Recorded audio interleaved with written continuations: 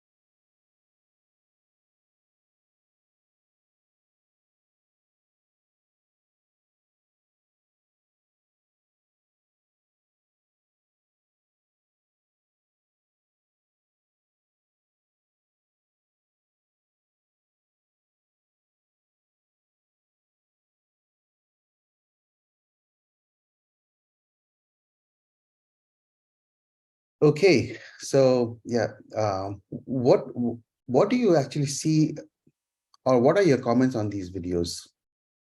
What is the one common thread? You can unmute yourself and go ahead and have this. It's a small group, so we can have a conversation. They're all conceptual drawings or preliminary starting points with ideas, and those ideas have gone from concept to preliminary planning. Mm-hmm. Okay.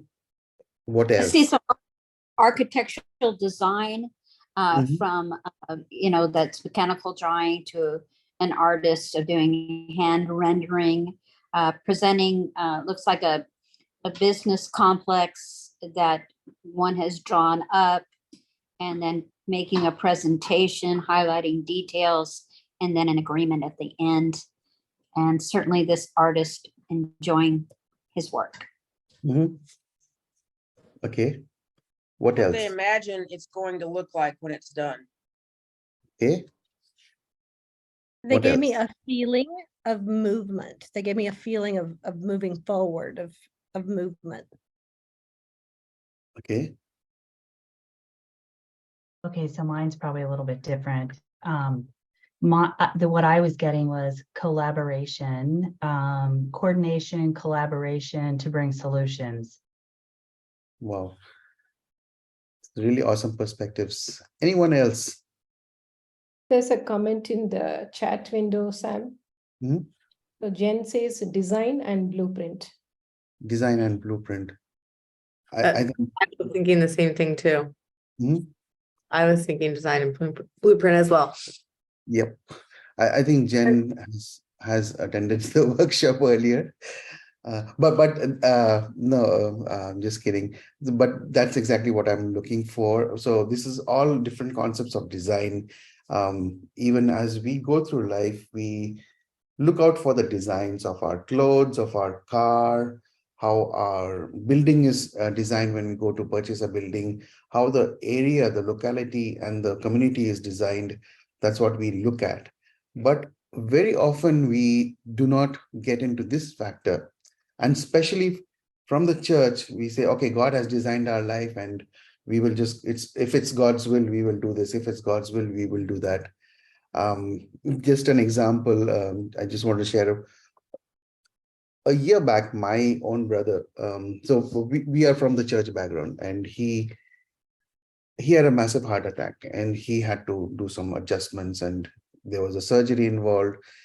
And I went down to visit him in the hospital, and then throughout his conversation, he went on saying, God is good, God is good, God is good.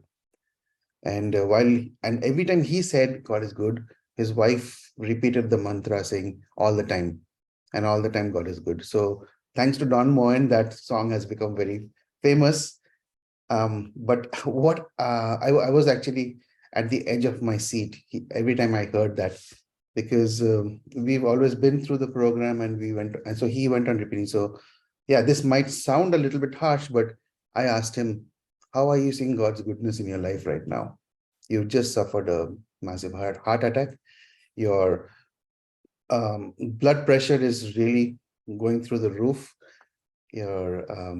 He's completely dependent on medication for his diabetes type 2 that he had been diagnosed with. So where is God's goodness in that? So I just wanted to throw him that question because it was like almost hitting me constantly. And then he said, no, it's just God's will that we go through this. And I said, how can a God who is so good allow you to go through this situation? I was just kind of testing him, and then I said, okay. And then we left the conversation at that. A month later, he called me up and said, Sam, you said all these things. I am also started thinking that there is more to that. So let's have a conversation. And that's how he got started with Kirby, and he started listening to the word. But so many times and even his daughter, she completed school and then she wanted to get into college. And the way the program works is, if it is God's will, I will study law. If it is God's will, I will get into maybe a Bachelor of Arts with English. I'm not sure, but if it is God's will. So I just said, okay, if God is in you, and if you have given God complete control of your life, that means even your thoughts are being controlled by God if you have given him control. So don't you think that actually what you're thinking is God's thoughts? So she also started thinking, and then she said, okay, that makes sense. But so there is a possibility, because this is something we don't talk about much in church, where we can and we have the ability to design our life.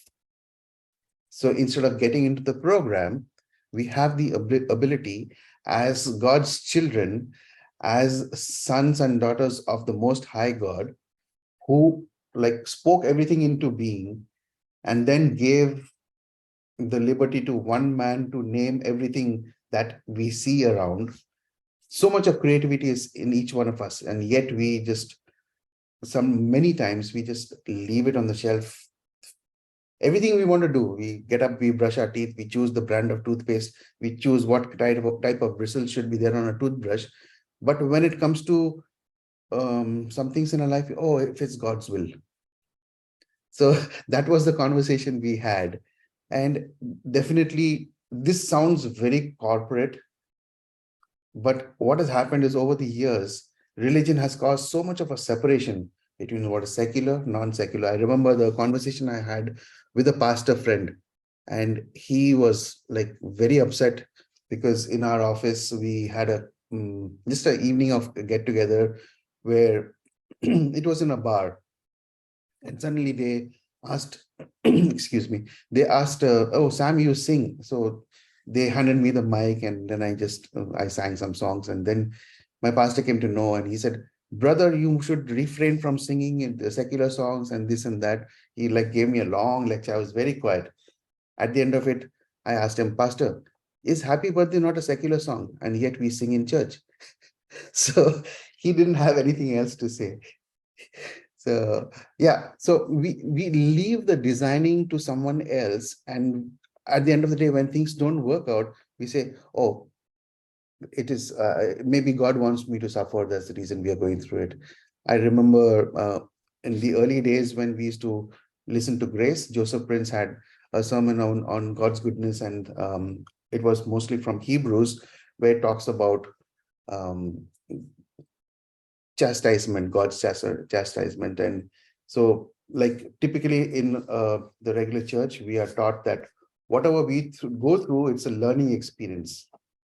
So, so the question was asked to Joseph Prince, okay, what happens when a person gets into a car accident and he dies? What does he learn from there? So, so things like that keep coming, and sometimes we are so limited in our mindset, we don't try to expand our mind. But the point I'm trying to make here is it is possible for us to design our life. And today we will just see a small aspect of that when we do. I'm sure most of you have done your the VIA character strengths activity. So we will get into that. But before that, we've been hearing a lot about positive psychology. Why positive psychology, and what does it have to do with us? Because we are Christians and we are supposed to only listen to the word and go through that. My thought goes back to the wisest man on earth. Just imagine when people came to visit Solomon, King Solomon, was he only talking about worship and reading from Genesis or anything like that? He was talking about architecture. He was talking about science. He was talking about construction. He was talking about ways to make money, and he was getting richer, and he was talking about food. Maybe he was talking about recipes. Who knows? He was talking about passion recipes in that day and age. So definitely there is no separation between what we study in science, because science is always catching up with what God has already placed in our hearts much before.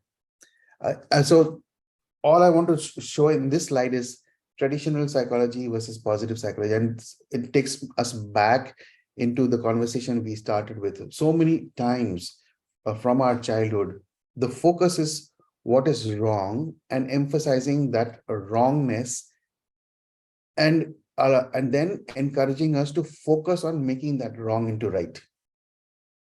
That has been there from the very beginning. Instead, what positive psychology is talking about, if we focus on what is right,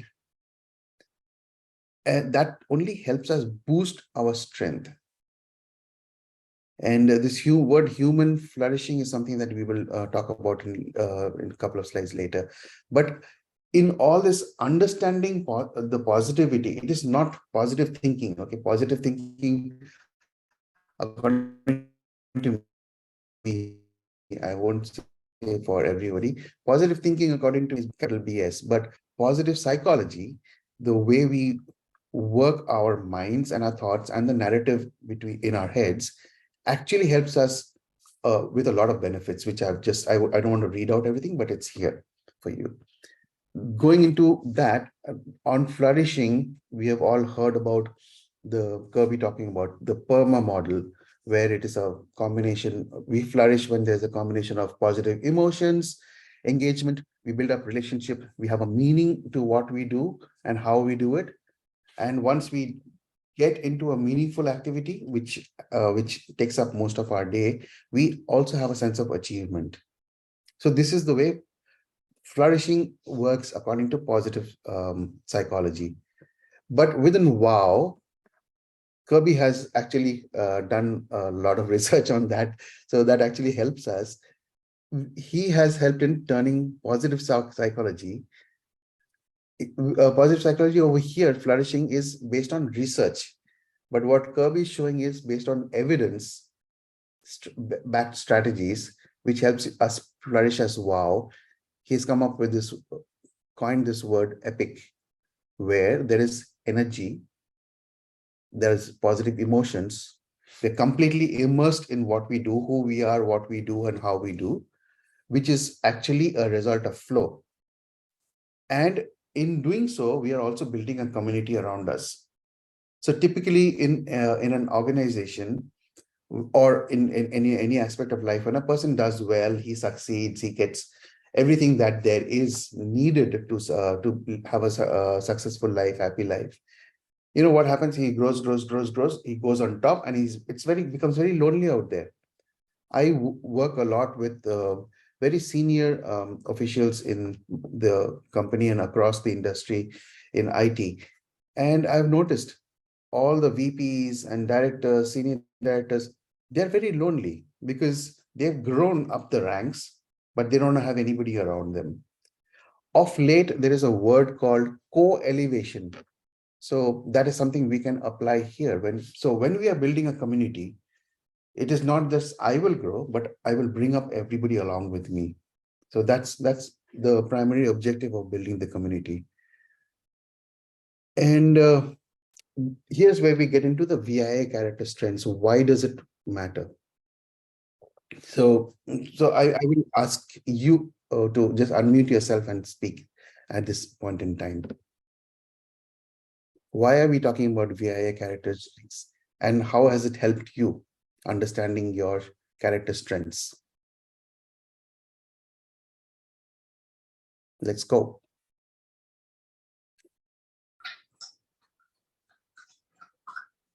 Well, I'd like to add something. I'm Nancy. And I want to talk about that, but I just had an insight about what you were sharing. Mhm. Is that, you know, you really made a case for being drunk. You know what I'm saying? Yeah. Because when you're in I mean, you know, this may be, you know, what came first, the chicken or the egg, and so that we can save that argument for another time. But there just seems to be a bent in humanity to go towards the negative. Mhm. And if we have any hope of really changing, we need to be in an altered state of consciousness. Because when you're drunk, you know, community is everything. You're drinking with everybody. Yes. It's easy to see the positive, and you're Yes. motivated by that to sing the songs and everything. So I am very analytical, and I'm right with you, but this epiphany that I had, which I know was inspired by the Holy Spirit, is that it's so important to get into that, you know, be love bombed by God or in worship, because that is really the beginning point to transition us, you know, in the up. And it is, yes, meditation is all, you know, incorporated in however proficient you are at that, whatever. But we all know what it feels like to have fun. And at whatever level, we need to look, you know, to access that and to do that. So I wanted to just put that out there that, you know, a real case for being drunk in the spirit that will help us to get on the positive side and to make these transitions. So to the second question, yes, you know, I'm new to the program and realized I had so many interests that I lost track of what this is. So I'm playing catch up. So I apologize, but I did take the assessment, and I totally agree with it. I do agree with the, you know, the premise that we need to focus on the positive strengths. And with a psychology degree, I know that that is how, you know, people gravitate towards the positive, and they slow their thinking when it's the negative. So it's really not as efficient. And so I see it true, and I have watched one of the previous videos that you facilitated. I think it was the part A. There's another part to it. I hadn't gotten to it yet, but it was just, you know, in that collaborative and, you know, each individual characteristic team, and then collectively how it really melded together. So I'm excited about the potential of what this can bring and incorporate, you know, our own personality type, our own fabric of who we are, and that, you know, that we could be our individualists and the down, but then be united as one front on the up. Absolutely. So here's what I would encourage each one of us to do. So whenever anybody shares from the group, I want all of you to show him or her some love. Use the emotions icons at the bottom of your screen. So whenever anybody shares anything, please show some love. Thank you so much, Nancy. Anyone else? Can I share a little bit? Yes, please. I think it's interesting, part of what Nancy said, you don't know what you don't know. And growing up in the family I grew up in, I did not know that they were all negative most of the time.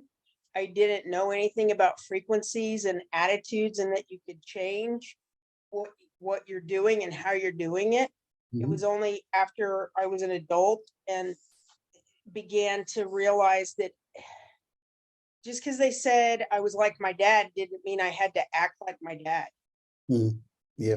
And just taking that consciously and saying, well, what if I don't like that or whatever it was? And so it's been interesting to go to family functions. I went to my family reunion a couple of weeks ago, and I just wasn't really comfortable there very much because there was so much negativity and judgment. My aunt and one of my cousins sat over in a corner, and all they were doing was talking about how this cousin or this daughter-in-law or this person or whatever, lived with their boyfriend before they got married, or blah, blah, you name it, whatever the judgment was. And that's all they did almost the whole time, was talk about the negative things, and realizing that that's what I lived with and that's what I grew up with.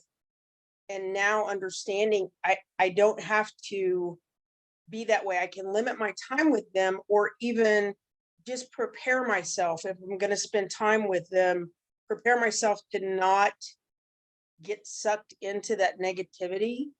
And so there's just lots of different things going on all at the same time. I've been listening to the Bell's frequency, healing frequency music and things like that. And instead of putting on a radio station, I put it on the YouTube channel and I play it in my house when I'm doing my other stuff. And I noticed it's just changing me. It's changing me from negative to positive. And sometimes it is as simple as that, as stop thinking negatively, start thinking positively.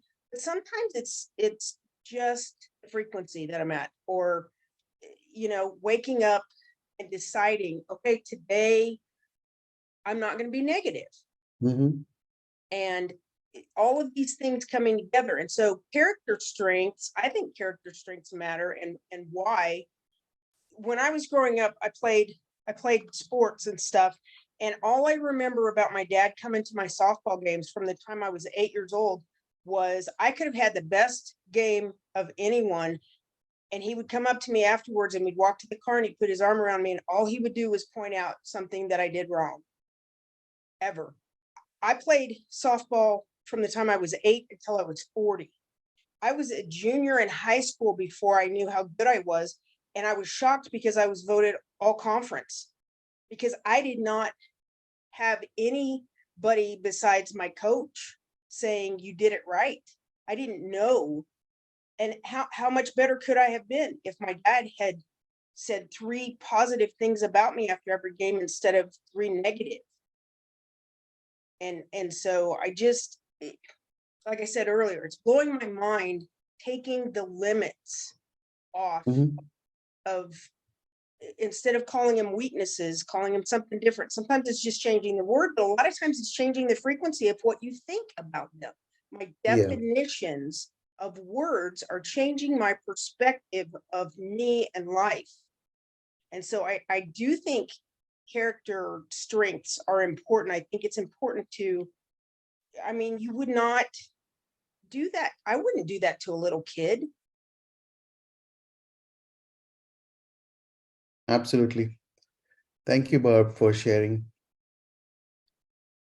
Is there anyone else who wants to share? I'm sure this slide will bring back what are your top 5 or 6 strengths. Yeah, Well, if I can I just step in really Yes, quick? yes, Rose, please go ahead. Yeah, okay, okay. Well, first of all, I just want to say thank you, you guys, for you and Chitra for doing this again. It's great material, and you guys are obviously pros at this sort of thing. So thank you. The thing about the VIA character assessment to me is I love to hear what other people's top 5 are, so that I know, because I know what my bottom 5 are, and I want to know what somebody else's top 5 are, so that please cover me. I'll cover you, you cover me, because there's going to be some things that I'm going to need your help with. And so that's what I love to do. I love to hear about other people. So because it's just that it just works together. That's how we work together, right? Absolutely, Rose. And one of the things that we did last time was that as we get to work with each other, as we get to collaborate with each other, you will find that one of the ways, one of the very good things, Rose, you as HR, with an HR background and being so many years into working with people, you will find that it becomes very easy to spot strengths in people. So once you know your strength, you move from operating from finger pointing and saying, oh, this guy, I think he needs to work a little bit more on his interpersonal skills or something like that. Instead of that, we move, hey, this guy is very good and he's very brave and he's very courageous even to speak up right at the beginning of a meeting. And I think his character strength could be boldness. How can I use and work with him and collaborate with him? So it changes the complete perspective. And like you mentioned, Rose, we will pivot over here to getting into understanding each other. And we will take this scenario a bit, I'm just thinking of the scenario on the fly, but we will get into breakout rooms. And since there are 14 of us, how many rooms do we have? 3 or 2, where everybody gets to speak. We can do them smaller because Yeah. there is because there is 14, we can do them Mhm. even a little bit smaller. Okay. So shall we get into 3 groups? That'd be So fine. how many of you have spirituality as your anywhere in your first 5 or 6 character strengths? 1, 2, 3. Okay. So we'll have the first group, one group as spirituality. We'll name the group spirituality. Okay. How many of you have teamwork or leadership in your top 5? Excuse me. Leadership. Okay. Okay. What we will, I think what we will do, okay, we'll take leadership first, okay, and then spirituality. And then the third group, what can it be? You decide the third name of the third group.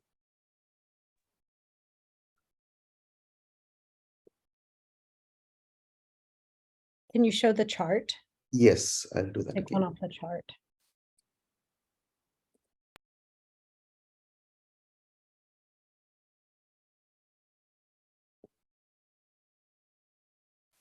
One was leadership, one is spirituality.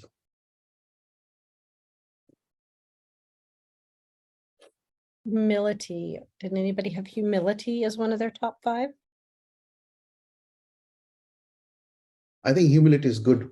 Let's just take it. So we'll have 3 rooms where I think Chitra and Michelle will help us. Now, before we enter the rooms, here is a scenario. Okay. Now,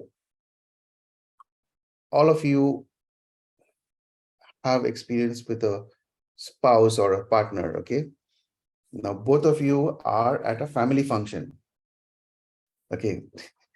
You can be as creative. I'm just giving you the very high level scenario, but you can get as creative, as emotional as you want. It's up to you. Okay. Now, since you are assigned to that group, okay, for the sake of this exercise, that is your top character strength. Okay. Now, here's a scenario. You and your partner are at a family function and you have this very loving, it is yours, not your partner's, okay? Your relative who is a very fun-loving guy without anything inside his heart. He loves to crack jokes. Sometimes he makes it very personal, but he doesn't keep anything inside. Okay, he loves to use language and he loves to make jokes, and sometimes you are put on the spot. Now the scene progresses where your partner doesn't like what's going on and your partner is offended, and now your partner comes to you and says, you better sort this out with this guy. I don't want to be a part of this. And you have to confront him today. Otherwise, whatever. Please use your imagination, make it emotional and dramatic, okay? So your discussion, here's the discussion in the group. Using your character strengths of either humility or either spirituality, whichever group you are in, or leadership, how will you confront this person, or how will you handle this situation? I'm not telling you what you have to do. How will you handle this situation? Because here is your partner whom you love very much.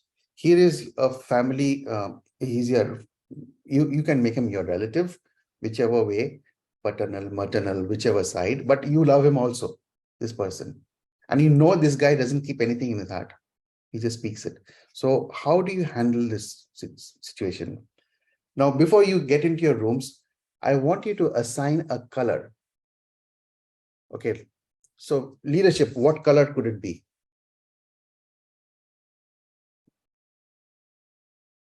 I need you to speak up. Well, let's use red since it's a family issue, a family gathering, and they can go really bad really fast. So let's use red. Sure, Donna. Okay, red is for leadership. Now, the leadership group, have you seen those gym balls? The big round gym ball? Now, now imagine there is a handle on the gym ball and you're sitting on the gym ball and you are embodying leadership as your strength and hopping all over the house. All the relatives are there, this party, people are everywhere, and you are involved in this conversation and all that is going on, but you are on this red gym ball. Okay, leaders, all the leadership people, okay, you're on the red ball. Now we go to spirituality. What color do we give spirituality? Well, I have an idea. How about blue to cool things off? Okay, I like that. Okay, the leaders, I'm sorry, the spiritual people who have spirituality as their strength are sitting on this blue colored gym ball, very bright, and you're bouncing all over the place, and you're also part of this conversation and this event. Thirdly is the humility, people who have humility as their character strengths. What color do we assign humility to? How about Green. purple? Oh, Okay. we'll go with purple. Okay, purple. So we have a red ball. We have people sitting on the red ball bouncing all over the house. We have people on a blue ball bouncing all over the house. And we have people sitting on a purple ball bouncing all over the house. With that, I want you to get into the breakout rooms. Shall I open all the rooms? Yes, please. And once you go there, for the next 15 minutes to 20 minutes, I want you to discuss how would you handle this situation with your respective character strength of that room.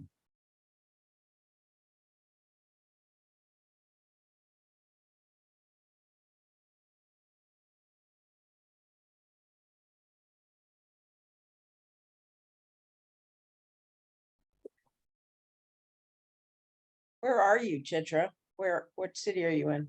I am in Bangalore and Sam is in Chennai. What time is it where you are? It's 5:36 early morning. AM? Early Oh, morning. okay. AM, Yeah. yeah. Yeah, We- we're 7 PM. Wow. Thank you so much for getting up and doing this. You're welcome. I'm visiting Chennai, which is about 6 hours by road away from Bangalore. And I'm here for the session on passion recipes for the wowers here in Chennai later this evening.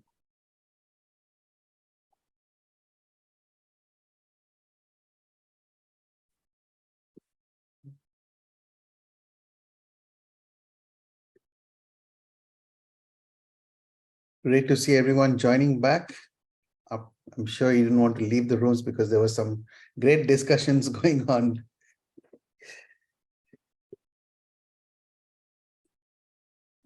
Yes. That was so good. Mhm. I think everybody's back.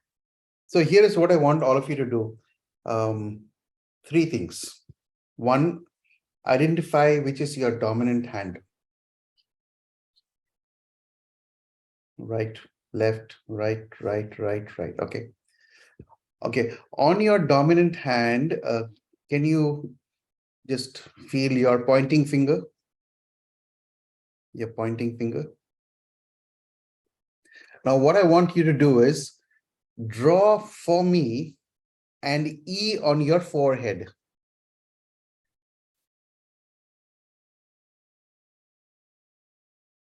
Okay.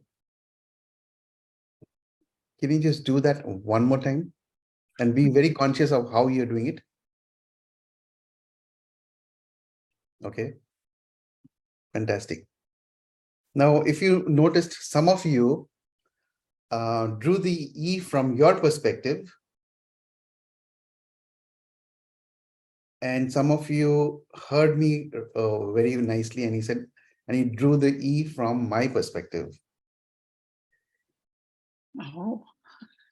Both are absolutely okay. There is nothing wrong in that.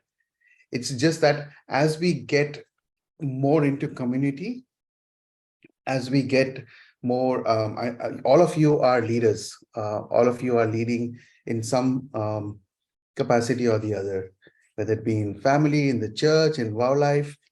And if you notice, the ones who did it for me have the other person's perspective also. And slowly, all of us will get into that. Or if I do this same activity 6 months later, all of you will be doing it to show the E for me. And that's how our perspectives increase. I know I put you in groups where that character strength may not be your primary character strength, but just to hear your perspective was so encouraging in each of the groups. So I want you to, one of you from each room, from the room spirituality, from the room humility, and from the room leadership, you to report back on what was the discussion and how would you, as donning the hat of that respective character strength and sitting on that specific color ball, how would you handle that situation? Over to you. Who wants to go first? I'll go first. Okay. Spirituality. Mhm. So we got into the group and we started talking about how if we would actually go and talk to the relative that was being fun loving, or if we would talk to our spouse about why they were offended.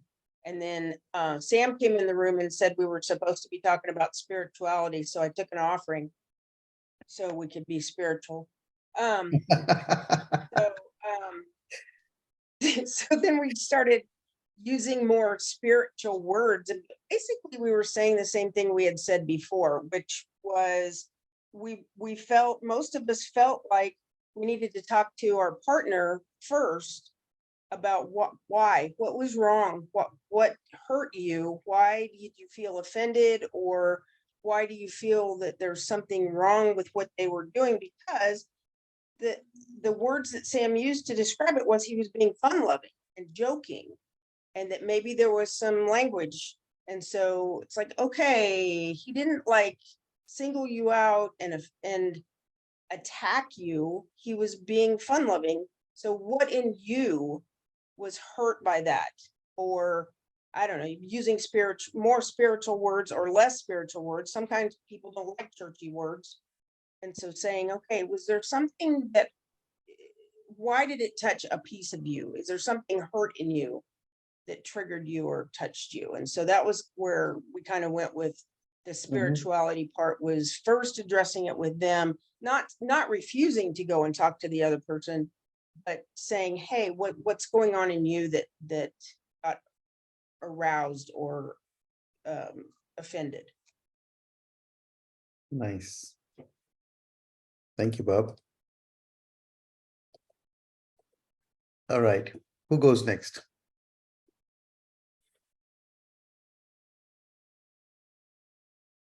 I was trying to ask Nancy, but I don't think she saw my little message. So Miss Nancy, would you mind speaking for our group? Would you sum that up for us from the beautiful purple bouncing ball? Okay. Thank you, Well, there love. was several concepts that were brought in, but first, since humility was our driving element, it's not about us. It's about the one that's hurting or the one who's irritated, whether we think that it's rational or not, they're feeling it. And we need to first kind of take a deep dive in ourselves and look to the seven spirits of God to see where we can get wisdom and direction. And since we're all experts in that, we just know how to facilitate all of that we can access that immediately. But really, honestly, wherever we're at, the Lord does meet us. And so he will highlight that. We serve a compassionate, loving Father that wants to set us up for success. So we know that that's going to happen. And since, we would address our spouse first, because, and to show loyalty and respect, and even get more about how they feel. And then once, to really look at their countenance to see, do they feel a little bit better? They're not quite as white knuckling it, for a clue to see if we could get them to stretch them a little bit, because humility isn't just carte blanche, letting somebody run wild. It is acknowledging them, but also kind of bringing them back to center. And to say, to introduce that, my dad's from a different culture and what have you, and not in a defending way, but as to just bring some things to the awareness when our spouse is not so angry. And then, and to finish up with making a commitment to say, I will be talking to him about this. If it's important to you, it's important to me, to show respect and loyalty.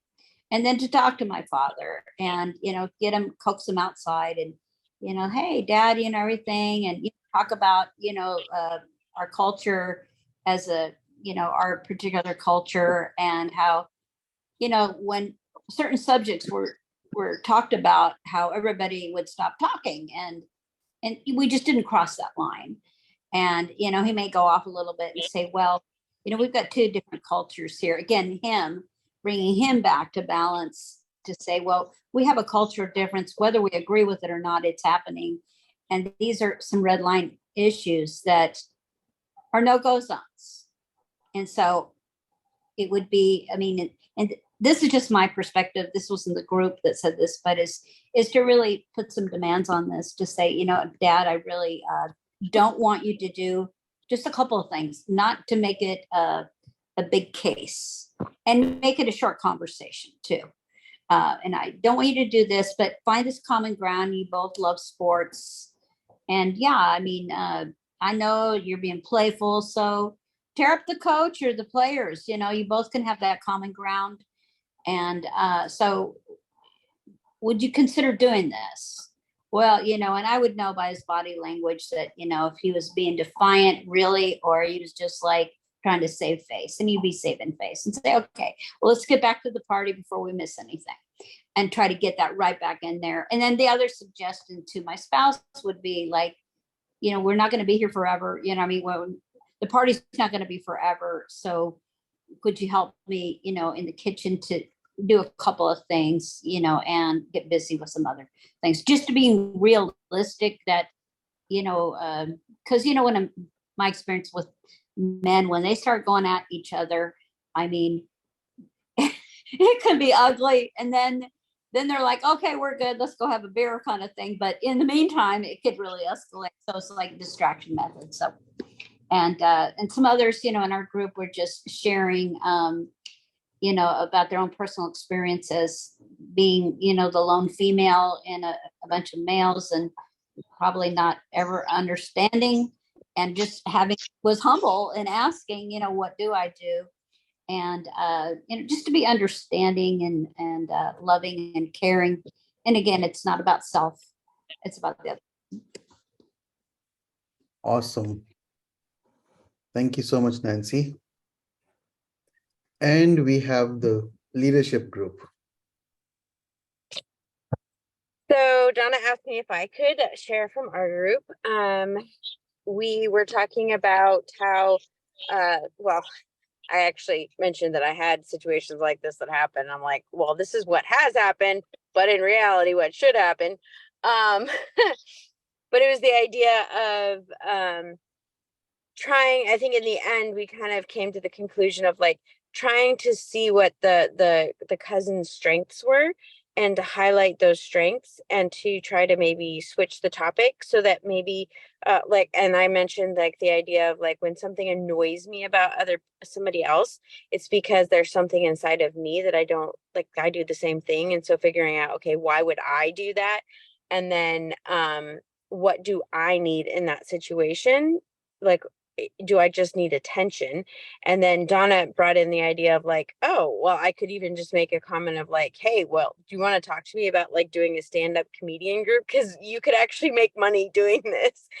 And like draw out their strengths instead of just being like, okay, this is negative and you need to stop doing it. Trying to think, okay, first of all, why is this bothering me? We didn't talk a whole lot about the spouse, but kind of went at it from a perspective of like, how would we interact with a cousin? And just trying to draw like, because like I mentioned, it's so beautiful what we're doing with WOW is we're not just looking at how do I change somebody's bad behavior, but it's like, how do I see this person and realize that there's a part of God in this person that I want to see and I want to like draw out of them. And so trying to think about, okay, what do they need and how can we tap into what they need so that we can elevate their strengths and avoid them doing this negative behavior because maybe they just need attention, or they need figuring out what the need is and then meeting that need in a different way. So that's kind of what we concluded in the end. Awesome. So here we see a very classic example of the same situation, but how it is being addressed using our character strengths. Any comments as you have heard the three different perspectives? Any comments? Well, I'd like to make a comment. I was suddenly very aware that my first unction on what I would do, and I told the group what I would do. I was instantly aware of how that was not what I should do. So it was like, it was amazing how it felt so right in the beginning when I decided how I was going to handle the situation. And I told the group how I was going to handle the situation, only to realize in that moment, that is not the best way to handle that situation.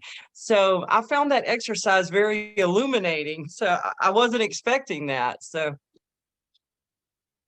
Thank you. Anyone else? I experienced the same thing. I'm so glad that I'm not alone. Other than that, I started out with like praying and seven spirits and honoring my spouse and asking, let me sit with the Father. But then like 2 or 3 times, I'm like, no, I wouldn't say that. Okay, I'd say, no, I wouldn't say that either. Okay, does somebody else want to go? Because it was like, as it was coming out of my face, I'm like, yeah, no, that's not what humility would say. So I'm so glad I'm not the only one who was like, no, I don't need to talk right now. Somebody else needs to talk about humility.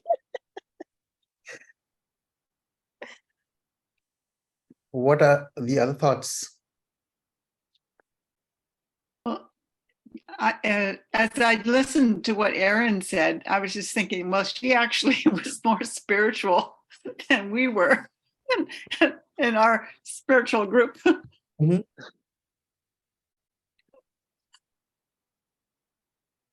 I thought what Nancy said was really good and diplomatic, and probably that spoke to me on how to handle it balanced. Which it was really interesting because our group, when we discussed it, that was not the response. So Well, I want to say something about, because on my list, my VIA list, humility was down in the bottom.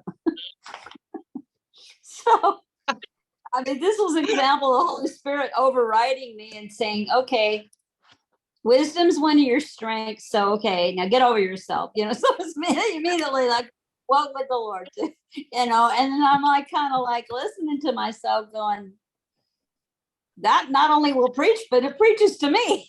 So, you know, it was a humbling experience talking about humility when it wasn't my strength, and then got preached to. I don't know if that makes sense to anybody, but there I am. Yes. So I'm sticking to it. You know, what was that saying that says, you know, whatever. Yeah. But that's not an uncommon thing that happens to me. You know, I definitely suffer from foot and mouth disease. And so, you know, the Lord will arrange something where I'm talking one-on-one with somebody and the Holy Spirit just takes over.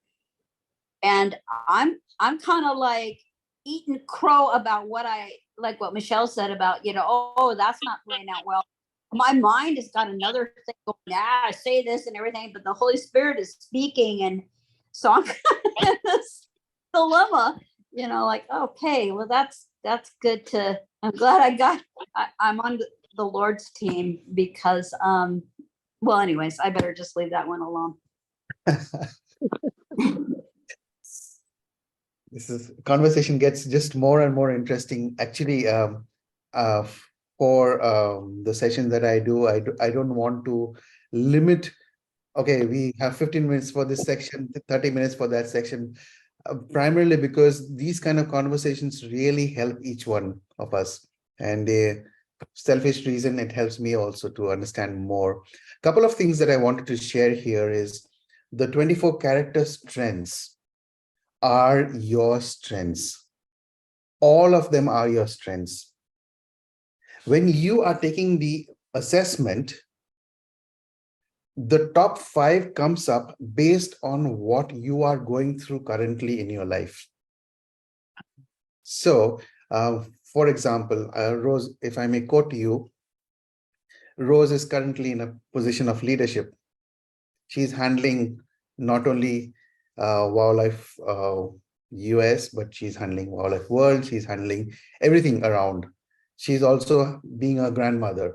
She's also a mother. So based on whatever she is going through, her character strengths come up for this season, just showing that. So in no way even though something may be your strength, like Nancy mentioned, humility is right at the bottom. It is still your strength. But right now you may not be using. So I want to encourage you. So let's not get into that aspect of, oh, this is my lower strength or my higher strength. This activity that we did together was just to showcase that even though it's on the lower side of the assessment, you still can relate to it and you still can operate from there. The other thing is, okay, it's good to go with your top 5 or 6 strengths, primarily because they serve as a baseline in our life for the narratives that go on in our head, the situations that we go through, and even the decisions we make. So what I encourage even at my place of work is for people to write down these 5 to 6 character strengths on a sticky note and keep it visible wherever you are spending most time at. So if it means in the bathroom when you're brushing your teeth, you can stick one at the mirror, because a lot of very important decisions happen when you are in the washroom. Life decisions also, work related, career decisions happen there. So if you keep it there, or if you're spending a lot of time in the kitchen or in front of, if you are in front of your laptop or your workstation all the time, you can stick it there. And definitely that will help you a lot, because when you are making decisions, not only for yourself, but for everyone else around, these trends really help. Like we saw over here in this classic example, when a person's top character strength may not be humility, but when you're put into that situation and you see that as your overarching strength, you definitely will take that on and then operate from there. I hope this has helped. Fantastic. Yeah, Sam, can I just say something really Yes, quick? please. Go ahead. Okay, so when I first took the first VIA evaluation, it was like right after the first of the year. And when going back to what you were just saying, I mean, it was so good what you were saying, because when I think about my top 5 and when I think about what I was going through the beginning of January, I mean, you know how we are. We try to get focused on the year. We're like in this, the first month of cleaning or, getting things set for the year, that sort of thing. So it's like, no wonder those were my top 5. Absolutely. Yeah. I remember Chitra and myself, we had taken this the assessment about 5 years ago, and where our strengths lined up and what we see now is a lot of difference. So it changes over time. But I would encourage you to go with it and run with it. Just 2 aspects I want to touch upon before even moving in here to passion recipes. One is, if we talk about spirituality, for example, how much spirituality is enough spirituality? How do we find that balance? Anybody wants to share that?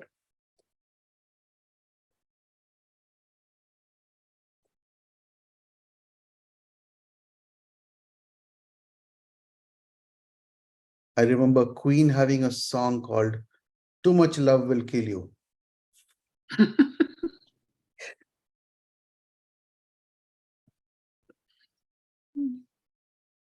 So if you go to the website, there are a lot of help available and a lot of resources available which you can refer to. So if we look at spiritual, okay, somebody wanted to say something. Please go ahead. Well, I was just gonna say, like, would be like too much spirituality would be like where you wouldn't be able to relate to the person on any other level, or you would require them to come to a certain level before you could even like talk with them. I don't know, like that's kind of what comes to mind. Or you speak from your perspective of your relationship spiritually without taking into consideration where they are spiritually, and just coming at your frequency and not going to their frequency. Absolutely. Yeah. So we have this chart available for you on the website. I can share this after this session. It talks about finding the golden mean. And if you see here on the left-hand side is underutilizing, when there is underutilization of your strength, that's the one on the left-hand side. You are unaware of your core values. And when you are utilizing your strength optimally, it's connecting with the sacred. Like some of you mentioned, the Holy Spirit spoke to me, and this is what we are, and this is the solution. And when we overuse spirituality, we might sound fanatical. So absolutely. And let's go to the other one, humility. If you see humility, underuse is arrogant and self-focused. When we are optimally using it, focuses attention on others. That was the classic example what Nancy mentioned, where I is removed from humility. I is removed and the others come in. And when we overuse humility, it's almost like letting others use us like doormats, self-depreciation and a limited self-image. And then we also see leadership here. Overuse is bossy. We've heard this a lot in everywhere we go. And underuse is, even though it's our strength, but we are just followers. We are very passive. We're just about compliant. But when we use it optimally, the character strength of leadership, you're positively influencing others. Yeah. So like this, there are a lot of resources available. I would encourage you to actually get into the website, and there is something called resources, and under resources, there's a lot of activities that you can actually get in there and utilize. In case some of you may feel that, okay, this is one area I would like to improve upon, there is a lot of help in that aspect also. Yes, Erin, you wanted to say something? So I did not purchase the either the 5 character strengths or the other one. Do you recommend like paying for it so that you can have all the resources? Is it pretty helpful? No, these resources are available for free. Oh, those are the free, Yeah, those yeah, are free. yeah. Okay. But And would you recommend like paying the $50 to have the full assessment sent to you? Would you say that that's a valuable thing to do? it definitely helps. It Okay. definitely helps, yeah. But otherwise also there are a lot of resources on this page which you can Okay. actually get in and utilize.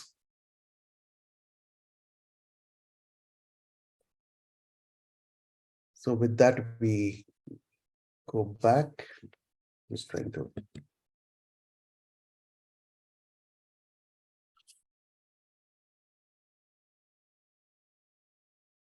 Yeah. Just give me a moment.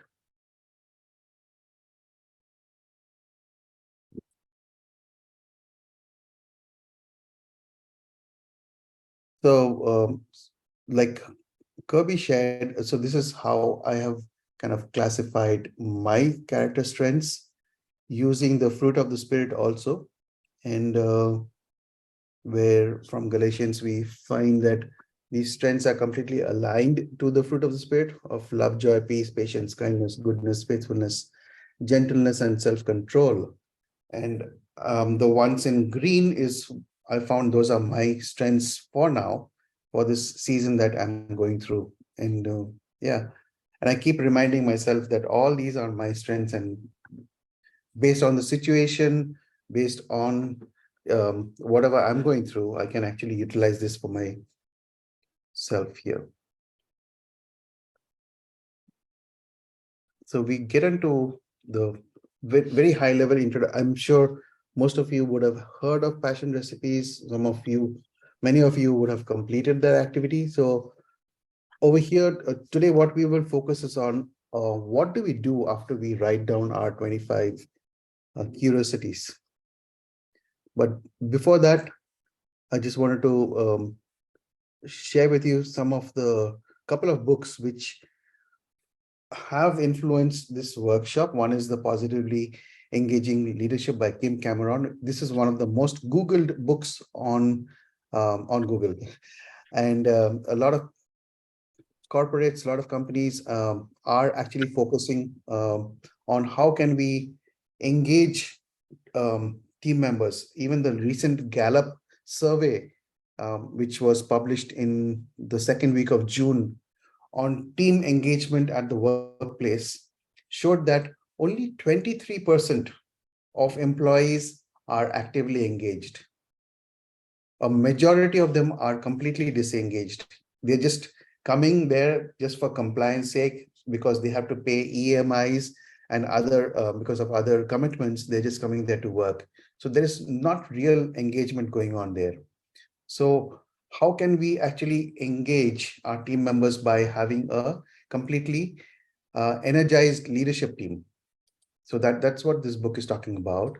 And the passion recipes is taken from chapter 2 of The Art of the Impossible from Stephen Kotler. Now, so we've heard a lot about positive psychology, which has been propagated by these two gentlemen, Christopher Peterson and Martin Seligman. And we also have heard about flow, the science of flow, where Mihai Csikszentmihalyi as well as Stephen Kotler are promoting this. So both of this is based on neuroscience. And over the last few months, we've heard this gentleman talk about the same, but with the aspect of theology. All of you recognize this gentleman and this couple in this picture. So he has brought in something, neuroscience and theology, how and how it actually helps us.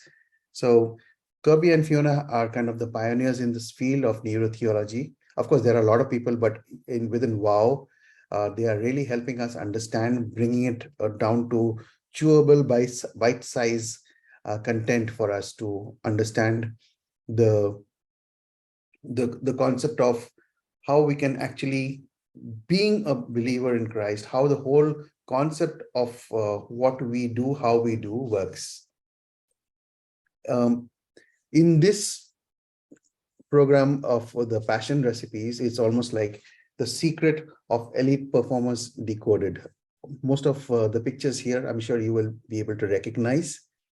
I like the statement what Stephen Kotler has mentioned, that you get one shot of life, and you're going to spend 1/3 of it asleep. What you do with the remaining 2/3 is really what matters. And passion recipes is based upon neuroscience with a lot of research. And what we do in WOW is based on evidence. And so that's how we actually roll with it. I don't want to get too much into flow, and we'll go directly into this example. All of you have heard Kirby talking about the sun, moon, and the earth. So here is the moon, which is revolving on its axis at 3,000 miles per hour, having its own unique expression, having fun along the way, when suddenly it realizes that it is a part of something bigger. And that is the earth, which is rotating at 70,000 miles per hour. And it has absorbed the moon into its own orbit based on the force. And finally, we have the earth, which is a part of something very much bigger, which is the sun, which is orbiting at 500,000 miles per hour. So over here, we are seeing that however big or small we are part of an overarching purpose. And how all that fits in is what we will discuss after a very quick break. Some of you have requested, and we will come back in 5 minutes if that works for you. 5 minutes? Okay. So let's get back in 5 minutes, and then we will continue on the passion recipes. Thank you, sir.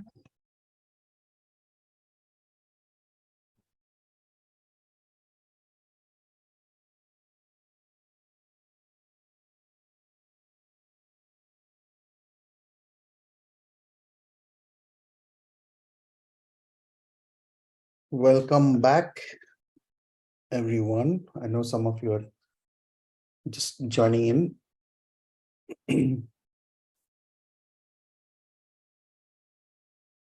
How's everyone doing? I hope you're okay.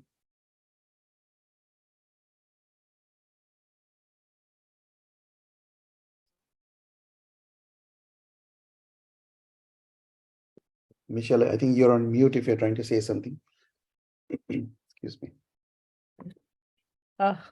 Thank you. I was saying that we were good. It was the first that this was the second half.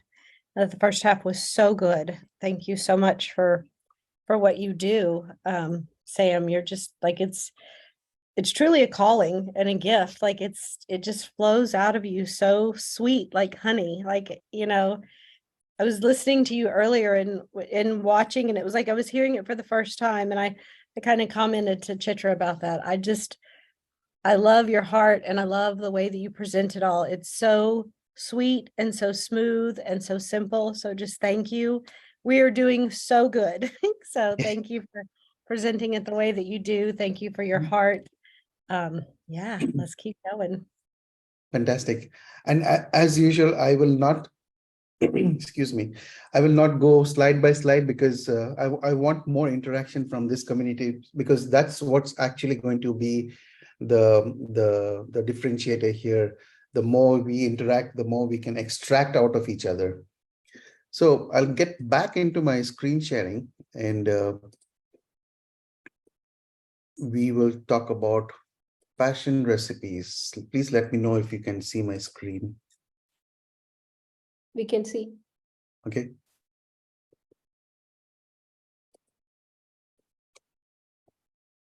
So passion recipes, as we saw, it's like a 5 steps to total fulfillment. That's what the title talks about. So here we are talking about making a list first. The first step 1 is to make a list. And we will go into each of this in detail. After we make a list, we hunt for intersections. We find out what is the commonality in what can we group and make stacks, create stacks. And then we play around those intersections. Finally, we go public, where we talk to people about the areas of which are where we are passionate about. And finally, how can we turn our passion into our purpose? That's what we will look at. And while I'm seeing the screen, I'm also seeing the sunrise here in Chennai. Unfortunately, it's a very, very cloudy day.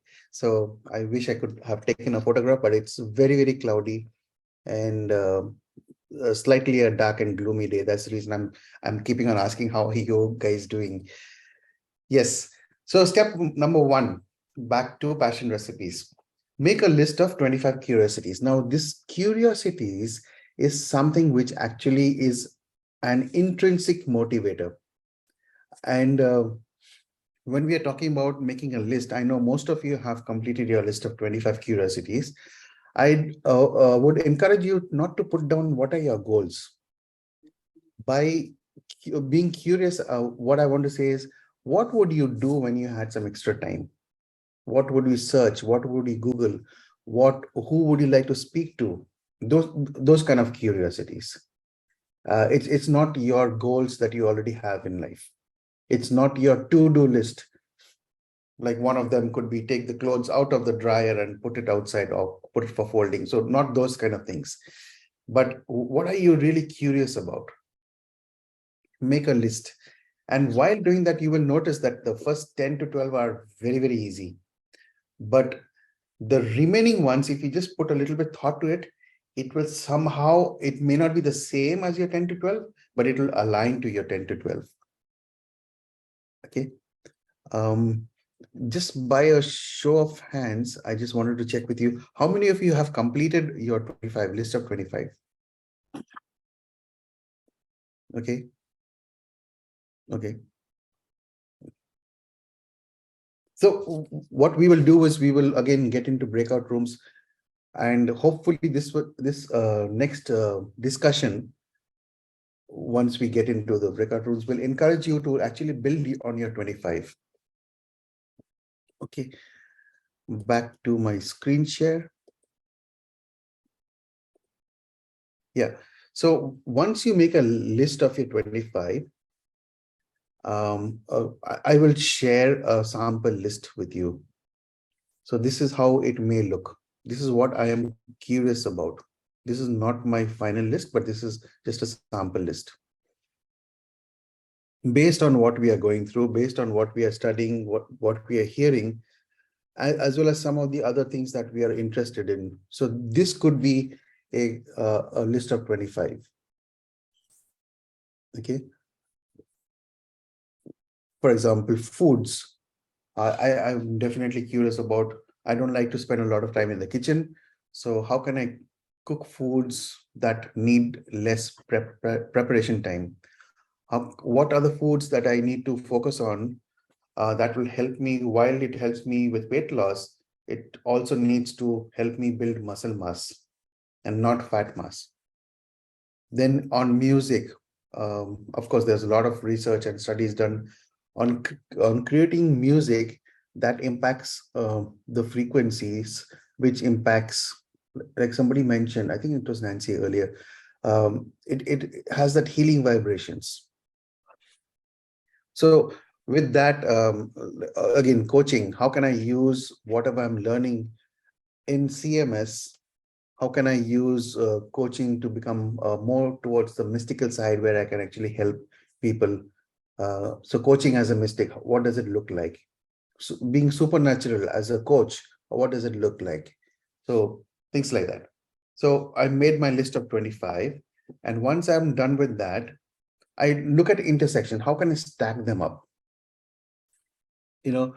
Stacking them up is the other word I can use is primarily making groups wherever it's like a common theme that can flow. Over here, there's something which Stephen Kotler says that humans love pattern recognition. Whenever we recognize a pattern, the brain releases a tiny squirt of dopamine. And dopamine is that neurochemical which helps us focus. And it helps us pay attention. It almost gets us to a place where we feel that time is just passing by so fast. And because we are so immersed in it, it's also a feel-good drug. And this kind of addiction, this kind of focus, this kind of immersion is one of the keys to passion.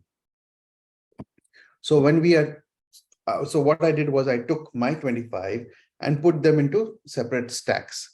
Sometimes you may notice that one of your curiosities may be a common factor in other stacks. Okay. I will talk about the second stack and just maybe just the third one, creating music. Over here, so once we create stacks, we try to look at what's the big dream here? What's the goal here? Why am I looking at, why is this a curiosity? So when I got into reading about how music and frequencies impact us, and it could be both positive and negative. I remember earlier days, I used to love Gaither Vocal Band. Some of you might know about this band called Gaither Vocal Band. I used to love them. Their technicality in their singing and the music, and it is really awesome. Then I always found a theme to their songs. Their songs were mostly focusing on after that we are just many of their songs are talking about heaven, that we are just here, we are not permanent dwellers here, we're just passing by. And I noticed something. I got so deep into Gaither Vocal Band and the lyrics. I used to listen to the lyrics. There came a point in time whenever I used to drive, because I used to listen to it on the car stereo. Whenever I used to drive and these songs were coming up, in the sweet by and by, this world is not my home, the king is coming, and everything, the marketplace is empty, no more traffic in the street, and all those kind of things. Every single time I used to listen to them, Gaither Vocal Band, I used to either see a hearse behind me, or in front of me there would be some procession. In India, there are different ways that people are celebrated after they pass on. So in some communities, they play drums and they throw flowers on the streets, a lot of incense. I used to always see death around. Somehow I found it. So I stopped listening to Gaither Vocal Band.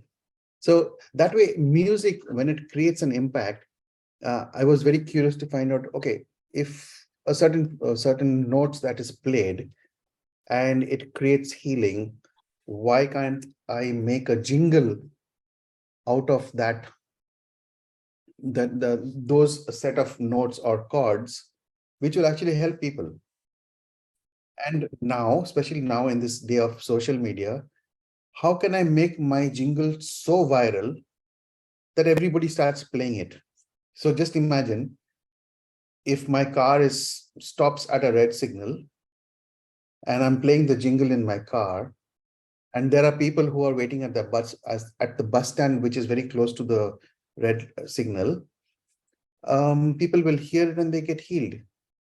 So what is the impact if my jingle goes viral and it is played on the radio, which is being played by, in India, we have a lot of traffic, maybe 50 to 100 cars, which are stopping at that signal. So what would be the impact of the healing? And what would happen if these 50 to 100 cars have stopped at the red light, which is close to a hospital? What would happen? So this is just, I'm just being curious. You will find people just walking out and people just leaving the hospital rooms. So can that be something? So it's just a curiosity. So using this curiosity, I have created a stack, and that is my step number 2. We move from there and we like play around that intersection. So we play around that stack which I've created. So what would create a better frequency? Is it the organ or the guitar or maybe the flute? Or so just being curious about how does it really work. So that is the playing around the intersection piece. This is the 3rd step.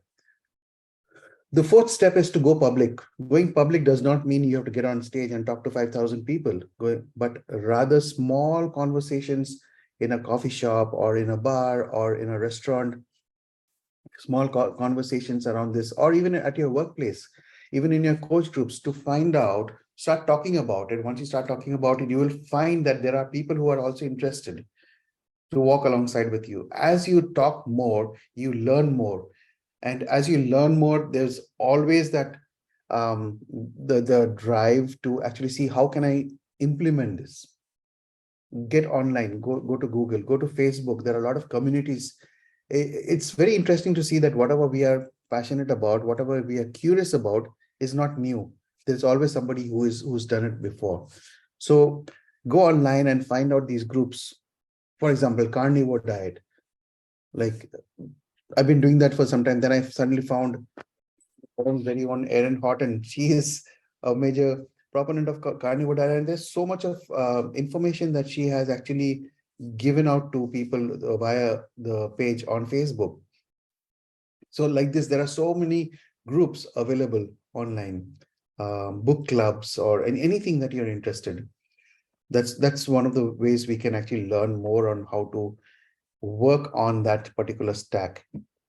And finally, turning, as we are getting more and more involved in that particular stack or that particular group on which we are curious, and then when we start talking to people about that, you will find that you're becoming very passionate about the whole thing.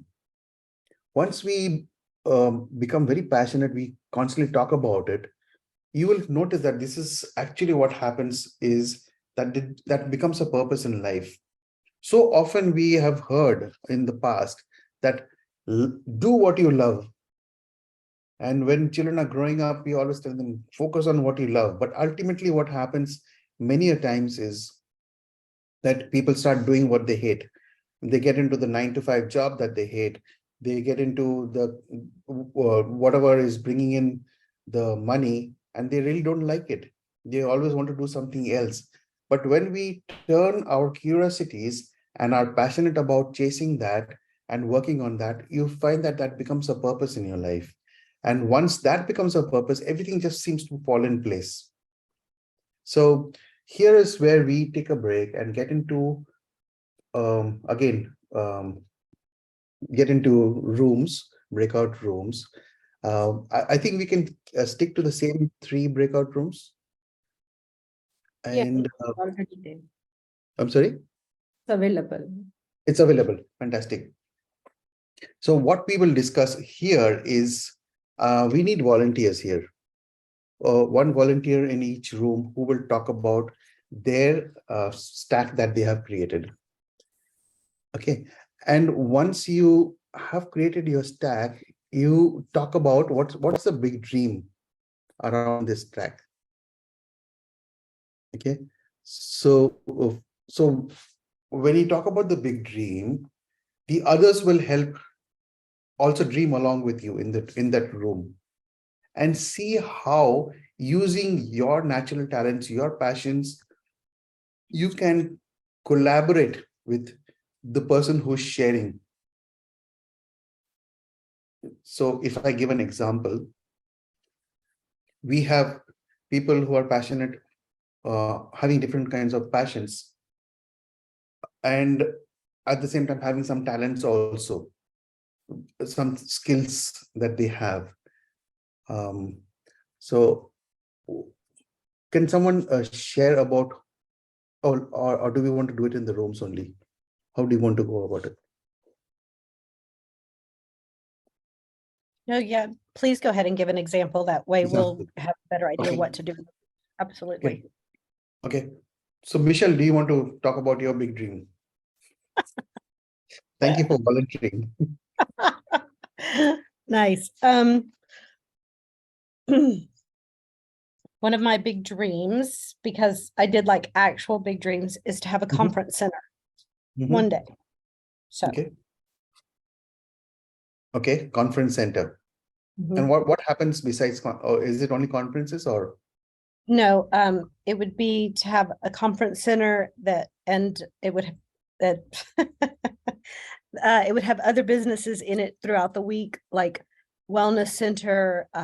It would have a place that would be able to facilitate whichever God sees at the moment, women, children, like refugee center type of place. It would also be able to incorporate educating people with workforce education so that they can get be like repurposed or retooled for the workforce industry, holistic healing and wellness. So it would have multiple like breakout rooms throughout the conference center that would be utilized throughout the week. And then when the events were needed in town, it would be a conference center. But I want it to be unique in that it's not just one vein of conference center. It doesn't cater to one type, but it's whatever Father sees fit to flow through there. Mhm. So does this relate to anybody else? I'm sure it does. So I know a few people who I've met in this group here. So for example, I met with Marilyn, and when I was at the union last year, and she was one gracious person, very quiet. She doesn't talk much, but behind the scenes, she was preparing food. When I think of conference, first thing I think is food. And I'm sure, Marilyn, you have some great recipes out there. No, Some of them are very healthy ones. that was a little bit of I was a servant. I was definitely helping Brenda, and but that's not my passion for sure. Yeah, no, I'm just bringing it out here as an example where Okay. you have an idea about food, so you could be a consultant to work with Michelle on what is the kind of food that would actually. I'm just dreaming out loud. Okay, what would be the food that would actually be good for people who are coming from a conference so that they don't doze off during the sessions, but at the same time, it will be healthy and nutritious food. What could be served during the tea break and on the coffee break, along with the tea and coffee? Maybe is it a cookie, or is it a waffle, or is it a cupcake? So I'm just throwing it out there. The reason I'm throwing it out there is because as a consultant for the conference center, you could also be making money, because people are going to come there and they're going to buy their food. Okay, so we have Marilyn roped into your project, Michelle, and then we go to Donna. I know Donna a little bit. I've not spoken to her much, but I know that she is a coach. And in terms of people coming to the conference, and everyone, if you look at this day and age, everyone, every single human have that concept in their mind. I want to become a better version of myself. But without understanding where you are now, it's very difficult to get into that level. And Donna can actually help people in that. So one of the breakout rooms or one of the tiny rooms out there in the conference center is a small little office for Donna, where she can actually help these people and guide them into, if you are having breakout rooms in the session, she can actually help in guiding. And- Down here in the South, we'd give Miss Donna a corner office with a view for sure. Absolutely.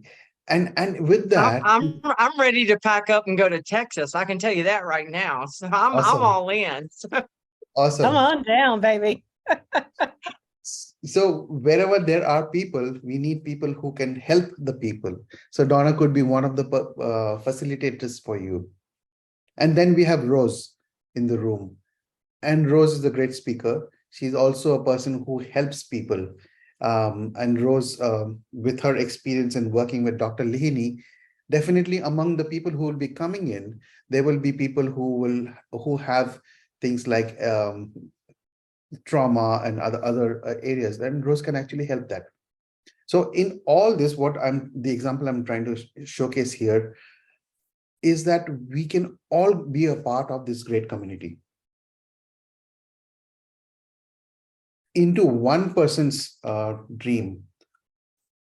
Why I'm saying this is, while we are associated, for example, Marilyn as a consultant for the food, she gets paid for that. That may not be her passion.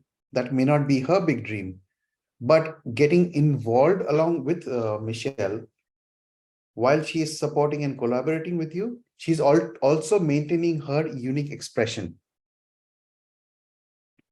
So it's not that everyone is chasing after one thing, but while collaborating, you are maintaining your own unique expression and then taking it forward. For example, we have Chitra here. She's a fantastic person who is very skilled in digital marketing. So for the conference to happen, we need social media marketing, digital marketing, and Chitra can help in that. There may be somebody here who's a fantastic photographer. What appeals to the eyes is more important. So while we are advertising, we're talking about this center, we need fantastic photographers. They could be somebody who is very good in organizing and contributing in getting people together, building the funds, for example. So there are ways to actually, earlier there was something concept of only looking at the investors, one or two investors. But now we have moved away from that concept into something called crowdfunding. How can we make this a state-of-art conference center using crowdfunding? There may be people with finance over here in this very room who can help Michelle in setting up the entire financial system for this. So when you go online, you register, you make the payment, and how does the payment flow into which bank account? How are the taxes accounted for and things like that? So this is just one example of one person's passion, and where the others are collaborating. They are also growing along with Michelle, but at the same time, they are maintaining their own unique expression. So Donna can have her own website. Marilyn can have her own website with her passion. And everyone, while they are maintaining their own unique expression, everybody's collaborating together. So this is primarily an example which I wanted to share. This is actually a model which we are working on in India with a couple of cities.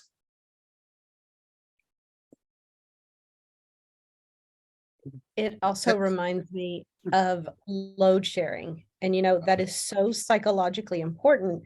And I love that Marilyn was bold enough to say, okay, wait a minute, but cooking is not my favorite thing. Like, I was being obedient. I was being a good servant. That's not my favorite thing. And that's part of the beauty of both the passion recipe and load sharing. Like, cooking may not be, it might be my passion recipe and my passion that we're going after. But when somebody comes in and load shares with you, even though it's not their passion, the benefit for them, especially when it's kingdom, the benefit for them and the benefit for you, like she would have a benefit in it because she would have her voice and she would say, okay, Yes. this isn't my passion, but because Father's put it on my heart, I want to do this. I want to do this in obedience. And the load share that takes place there, the incredible spark and union that happens. I mean, it's just amazing. I'm sure she experienced that during union when she was, so sweetly helping Michael's wife in the kitchen. It's just incredible what happens when you step up and you do load share like that on both sides. And so it doesn't, it's exactly what you were saying. It doesn't have to be your passion, but when you begin to flow in community like that and you begin to load share, it becomes so much bigger than about you. But at the same point, you don't lose you in it. I know for myself, Sam and I were talking about this before. I grew up in churchdom my entire life, and it was the same 5 people doing the 80% for year after year after year. And it doesn't look like that anymore. When you're doing it in community and you're doing it in flow and you're load sharing, it's a completely different, refreshing, rewarding experience. And it's so beautiful to be a part of that.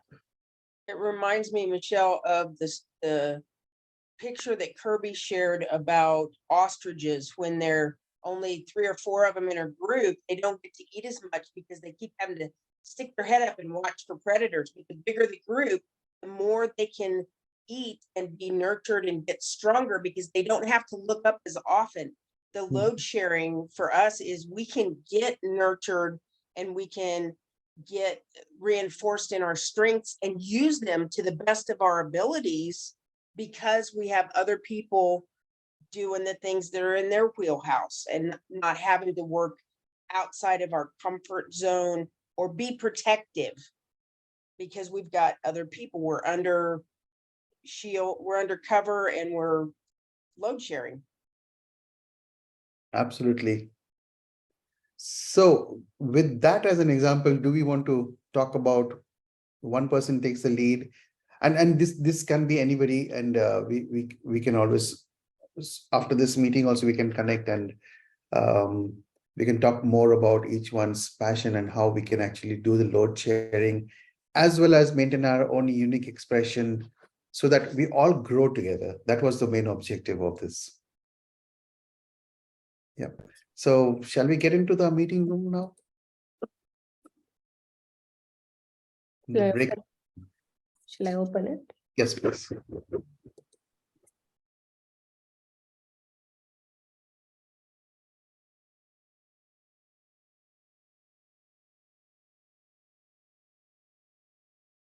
Good to see everyone back. Some of you back. I think the others are joining.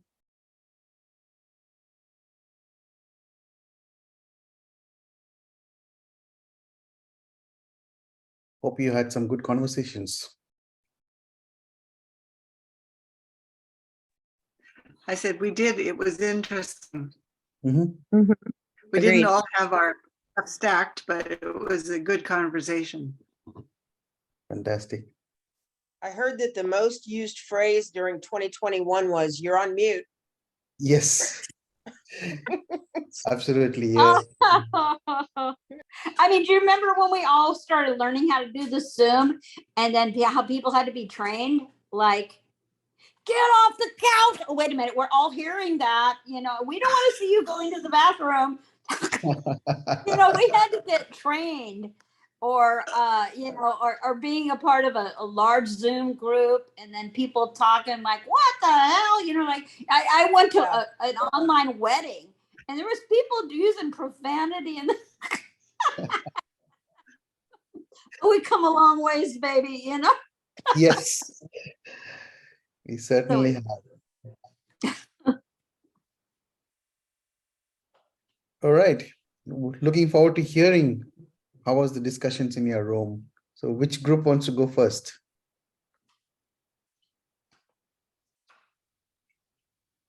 I'm going to ask if by any chance, and we didn't have a chance to discuss it, we talked and we know we're fixing to get sucked out. And then we said it again, we know we're fixing to get sucked out. Would Sandy by any chance like to share from our group? If not, I will. I know you're at your mom's house, Sandy. If you're able to share, that'd be great. And if not, I can. Please share for me. Okay, I will. And Nancy shared beautifully last time, but I'm going to share about her this time because she's so amazing. So, this was incredible.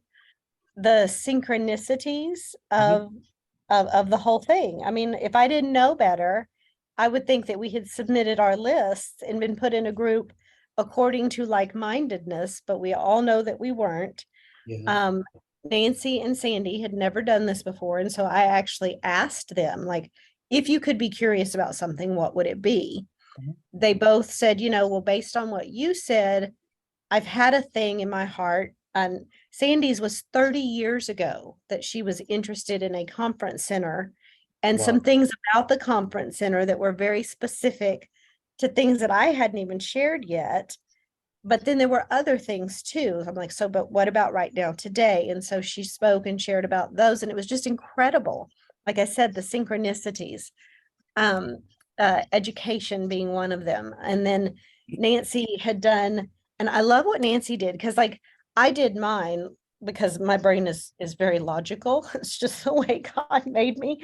So I did mine like, taking the laundry out. Like, what would I do if I had time? Well, I would finish my spreadsheet first, and then way down along the list, I would do other things. Well, and Nancy didn't. She did hers like, what would make her more interesting? What could she do to reinvent herself almost? And I just love that.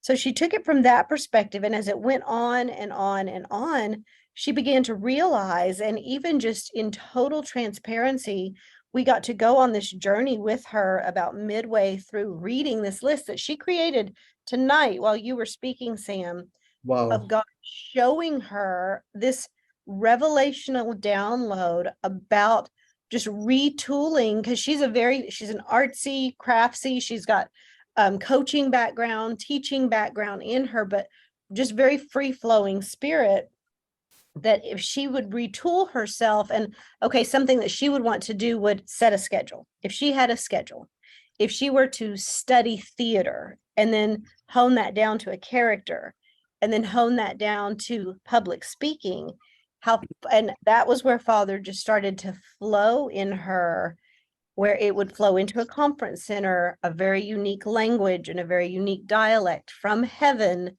where heaven is speaking out of her in that safe space conference center that I didn't go into a whole lot of words about, where it's not what the masses are hearing. It's where you have to be careful. There has to be angels, in place, the kind of stuff that you don't just hear everywhere else, because it's flowing out of the heart of the Father. And the kind of like these groups, like it doesn't matter how many people are in the group, it's the sheep that hear his voice that are in the group. And so even while she was speaking, she's like, I think I'm going to speak at your conference center, Michelle. I'm in tears. She's in tears. Sandy's in tears. I'm like, I didn't tell you about this reason that I want to do this conference. And it's like an underground kind of meetings is what I'm going to have there. It's not the safe kind of meetings. So that was incredible. Yeah. Yeah. One of the things I just want to point out, because based on my experience for organizing and facilitating these sessions for Wow Life, one of the things I found out in most of the cases, like Michelle, you, Sandy, and Nancy, in most of the cases, VIA characters, strengths, as well as passion recipes. Many people ask me, why are you combining these two? What I found, what I'm seeing it more and more, is that as we are aligned to the Father's heart, this is becoming more of a prophetic ministry, even if we don't want to talk about that. You are able to get into that realm with ease. You are able to, it's not a matter of spending hours and hours and fasting and praying, but just to know who you are, VIA characters, strengths, how you're founded and grounded and rooted in the word, which is ultimately bringing out the strength in you. and going towards serving your passion, which becomes a purpose in your life, and then bringing everyone along with you.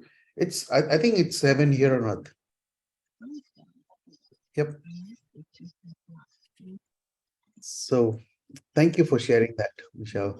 And thank you, Nancy and Sandy, for that discussion. Really helps. So who goes next?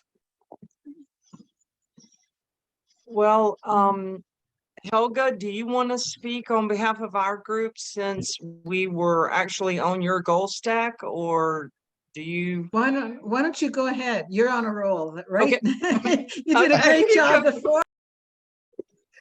Okay, so so our group was interesting. It was me, it was Helga, and it was Karen Ladens, and we're at different places in the process, Sam, Chitra. So I've done the VIA character study. I've done my 25, and I'm in the process of stacking them. Haven't fully stacked all of the 25 yet, because I've been so immersed in different parts. So then we turn to Karen. Karen has not done the VIA character yet, and she hasn't started her 25 yet. And Helga has already done the 25 and also started the goal stack. So we focused on one of her goal stacks. And that goal stack, you're not going to be surprised at this, resonated with both me and Karen. Wow. In our own lives, in our own giftings, desires, and we even had, shall I say, quite an energetic exchange of just hearing each other's hearts and thoughts, and how we thought we would even potentially connect again very soon to expand our discussion. So the goal stack in brief had to do with health, healing, wholeness, and it has a crisis management and a judiciary justice works component to a specific people group. And so we also saw that we could bring our strengths to each other in just focusing on what's in Helga's heart. Like the first thing for my VIA character is perspective. So that's wisdom. So that's something she needs. So I can, at the very least now, every time I think of Helga, I'm going to be praying for her about that goal stack, because now I know what's in her heart and I know where she's going and I know how to pray for that, you know. So it was very interesting that we had that much of, and this happened the last time I was in Sam and Chitra's class. It was so much energy in that room. And so we were definitely resonating in carrying each other's heart and seeing ourselves within each other, that mirroring, like Aaron was talking about in the other class earlier. So it was very rewarding for me. Awesome. That Are you seeing the trend? Yes, Helga, please go ahead. Yeah, I just want to add that I know, Donna, you want to be careful there, and I don't mind saying to the group, it's a First Nations focus, assisting them on different healing levels. But because within that group was such a heart, and we had people with historical backgrounds that went to the American Pilgrims. I'm not an American, I'm a Canadian. So they went back to the first Americans to come and meet the First Nations. So I've got a First Nations heart. I'm looking at the traumas through the generations, and we were energized and vibrating, and it was, man, dynamite. So thank you. Thank you, everyone in the group, and thank you, Sam and Chitra. Woohoo! Yeah. So good, amazing. Yeah, this is really starting a new kind of a revolution where there is no control, but enabling and encouraging people to participate, build your own community, build your own network, and then spread it out. And this is exactly what the word says. Sometimes we think creation is moaning and groaning for the revelation of the sons of God, and sometimes we are thinking in the trees, but that is exactly what's happening. The reconciliation is happening here. And this is almost like a, yeah, Chitra mentioned revolution, revelation, collaboration, reformation. We are reforming. This is awesome. I'm so excited. So, Okay, so ours the last, and it was Barb and Aaron and myself, and we had made our list. Barb wasn't completely sure that she had her list finished, and Aaron had a beautiful list of things that she was definitely interested in. Her heart just kind of poured out things that she loved to do, and mine was, I had listed them down and I'd started stacks, and so I shared my stacks, which were more in the artistic writing areas, and so they were able to pour in and ask questions about, you know, why I was painting, what kind of painting I was interested in doing, and so on. And I like Barb's perspective because she's a researcher, and her highest thing is curiosity in her VIA strengths. And so she knows that when she wants to do something, she will go and research it. So if she were working with me, she would help me research how to create a story and what is the best kind of illustrations to use, because I want to create children's storybooks is one of my avenues. And so it was just interesting. And I enjoyed Erin's focus on all the things that she was interested in, because there were so much coming straight out of her heart of things that she loves to do. And that's how she created her list, is just everything that she enjoys. And so she had well over 25 items. And a lot of those ended up being things that had to do with color and creating. mhm. And I'm sorry, Erin, my mind is going shallow and all the things that you had listed. But so we didn't really have the same energetic focus that Helga and Donna and Michelle, you all had, but we were talking about where our hearts were, basically, and we still hadn't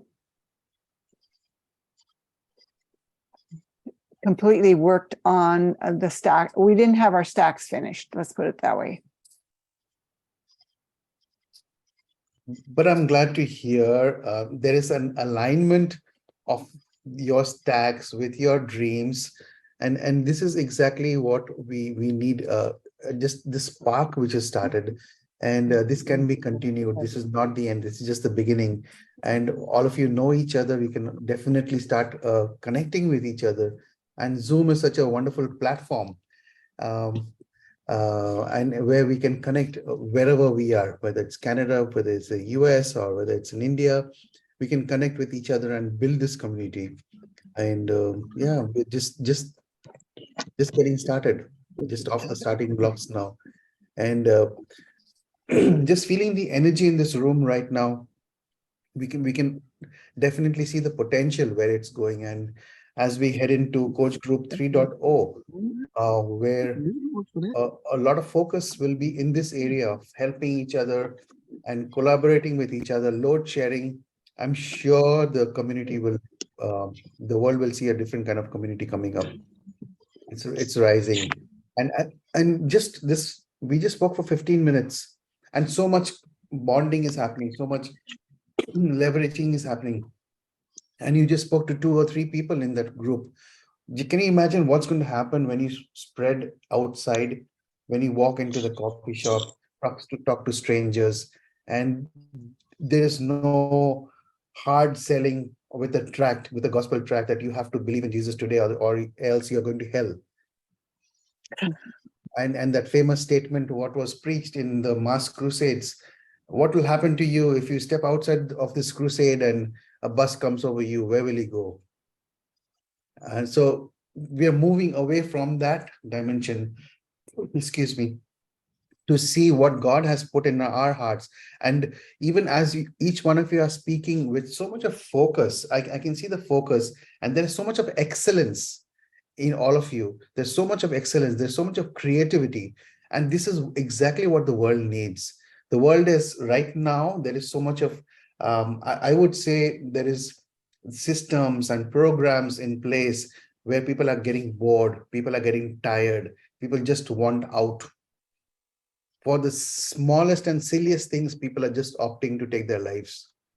I was just sharing an experience in another group about recently I read in the newspapers where a lady committed suicide because after constant repeated interactions with her husband to put the toilet seat properly, and that was the reason for her suicide. Her husband would not put the toilet seat down. And despite several interactions, she just takes her life. There are influencers with millions of followers today on social media. They wake up one fine day and they see the number of likes on their profile has reduced. So what do? They just take their life without realizing that there are millions of people who are actually going to follow what he or she is doing as an influencer. And in this world and age, what more do we need than this movement, which is not pulpit thumping, but a beautiful movement of grace, where we are not only working with each other, we are collaborating with each other, we are building on each other's strengths to make each other stronger. That classic example of the airplane where the hostess announces, talks about the safety features, and then she says, when there is a dip in the oxygen levels in the cabin, the oxygen mask will come down. But before helping others, please ensure that you have your oxygen mask. It is almost like all of us, the whole world is like in a quicksand. All of us are sinking.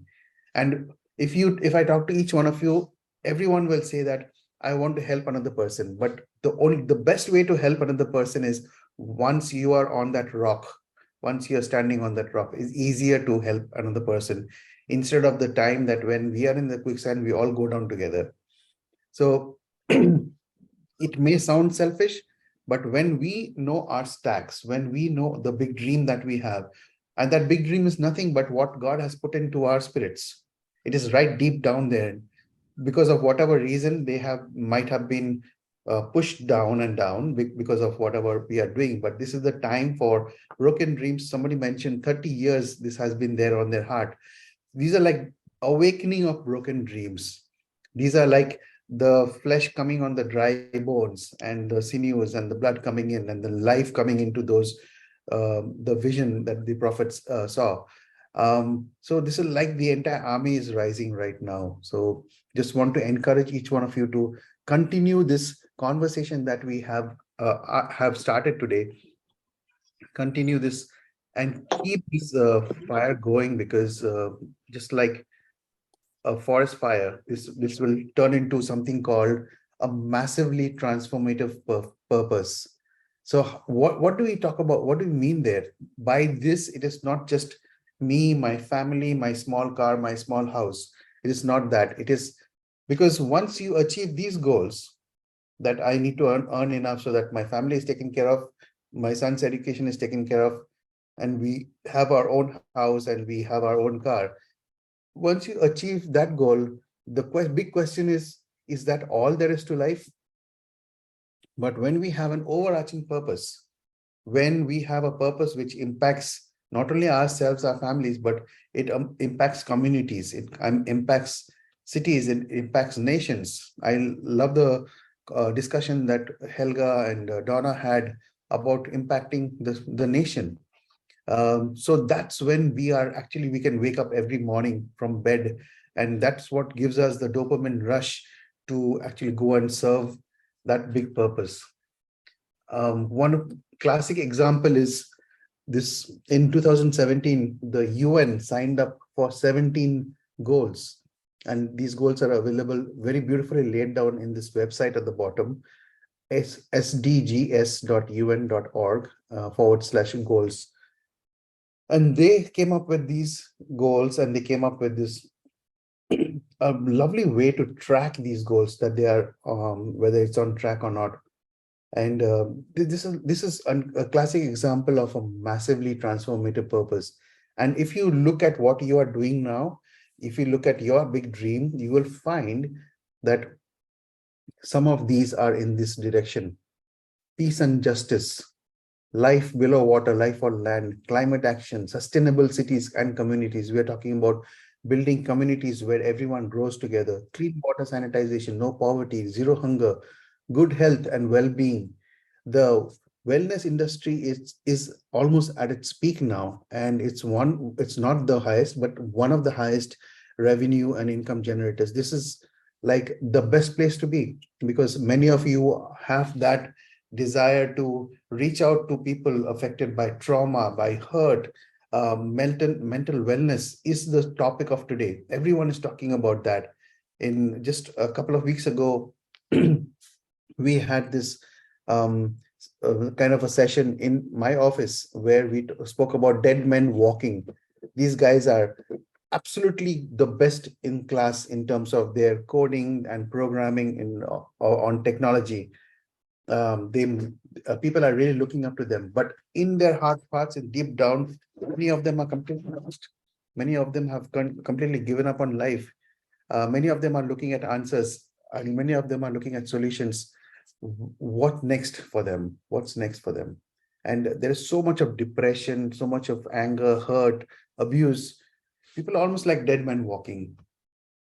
There is no expression on their faces. They just come to work, do their coding, and they go back home. So how can we help in all this? So mental health awareness is becoming a major thing now.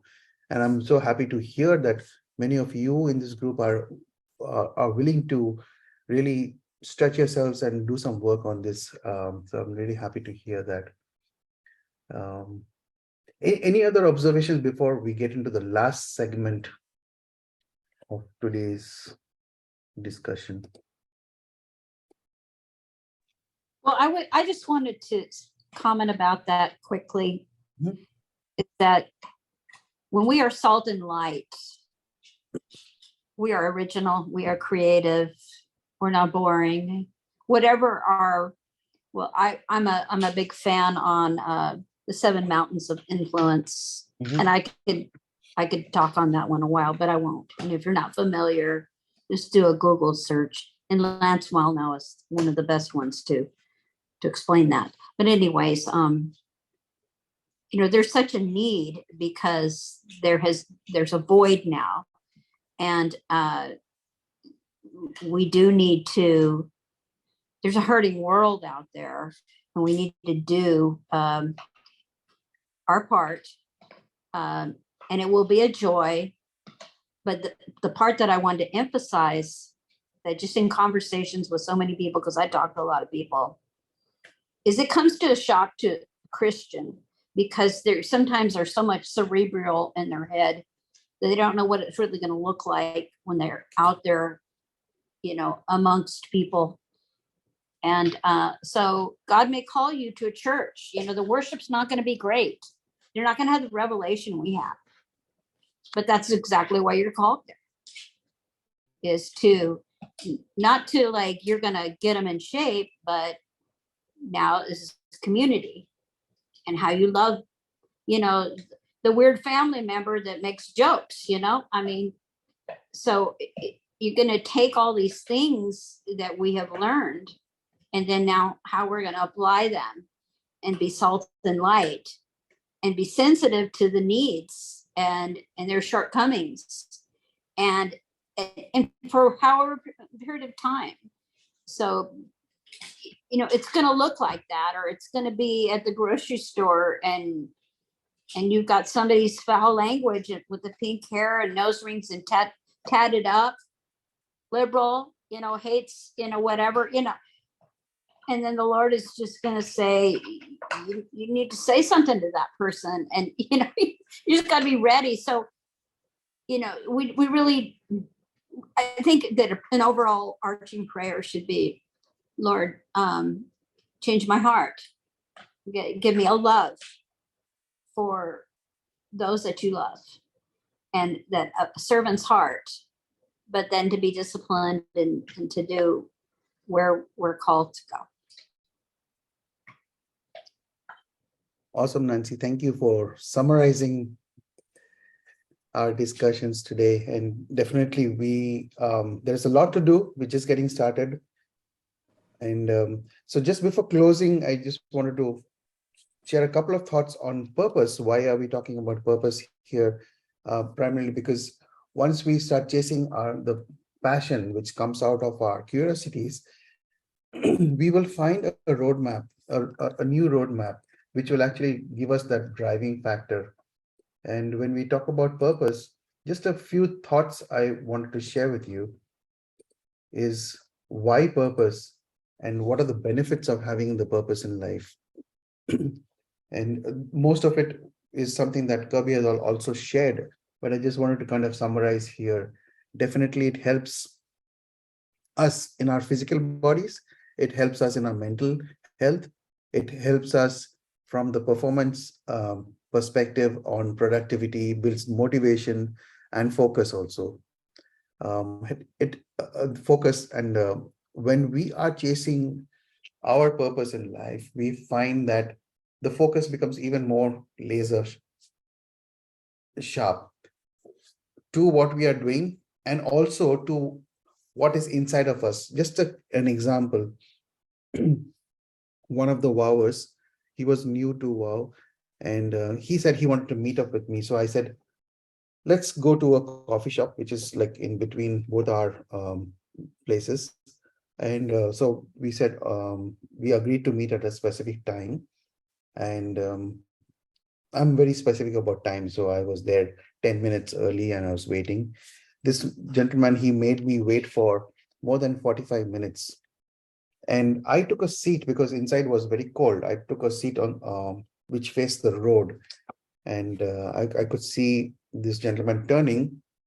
And while he was turning into the parking area, somebody had cut him off. And his window was open. I could see him raising his hands like this. Anyway, somebody cut him off and took his parking. So he had to come a little forward and then park. And then finally he came inside. He seemed to be very preoccupied. And his house was about 7 kilometers from this place, the coffee shop. So when he came and sat down, I asked him, okay, I didn't express any of my emotions. I said, welcomed him, and then we ordered some coffee. So my first question to him was, what did you observe this 7 kilometers? Because it was heavy traffic. I understood why he came late. What did you observe while coming here? 7 kilometer stretch. So he goes thinking. He said two things that he observed. He observed a garage where the mechanics were working on a specific brand of car. He remembers that. And he remembers they were working on the engine. And secondly, he remembers seeing a small bakery unit and he remembers seeing how the cupcakes and the muffins were, no, he mentioned egg puffs, cupcakes and the egg puffs were arranged. He mentioned that. I said, did you not see anything else? He said, no, I don't remember. And then as we spoke, I grilled him further. I questioned him. And he doesn't seem to remember anything. I said, don't you remember the guy who cut you off and you seemed pretty visibly upset? No, he doesn't remember that. And in his entire 7 kilometer ride, he just remembers two things very, very visibly. He remembers the colors, he remembers the sound. So I asked him a few more questions, and then he mentioned that, of course, it was a very pointed question, and it seems that his two desires of his heart were, one was to, because he wasn't from the automobile industry, to have his own garage where he can repair his cars. And secondly, he also wanted to build a bakery unit for his wife. So you see, those things are deep inside of him, and that's all he observed. He did not see the several cars around him. He did not hear the honking of the traffic, because that was his focus, that was his attention, that was what was in his heart, placed deep inside of him, a desire that was there, that everything else seemed oblivious, everything else seemed to disappear. And this is exactly what happens when we have a purpose. And also, when we have a purpose, it guards us, it protects us from seeing what we don't want to see. Sometimes it's good. When we have a purpose, it helps you to look beyond yourself. And it helps you actually focus on how you want to design. So like I named this session, live by design and not by default. And finally, there is always an inspiration. You jump out of bed, you look forward to the day, and you want to do something. There's so much to do, and you're excited about life, because purpose definitely gives you that drive, that motivation to carry on and work towards your goals and whatever you have signed up for, not only for yourself, but for that overarching purpose, which is going to impact your society, it's going to impact your community, it's going to impact people around you, it's going to impact the creation around you. So that's what I just wanted to share with you before we close for today. We'll this is time to bring it all together. So any comments, any questions? If there are any difficult questions, I will leave it to the group to answer. I don't like difficult questions, but this time to hear from you. And what do we sign up as the next steps?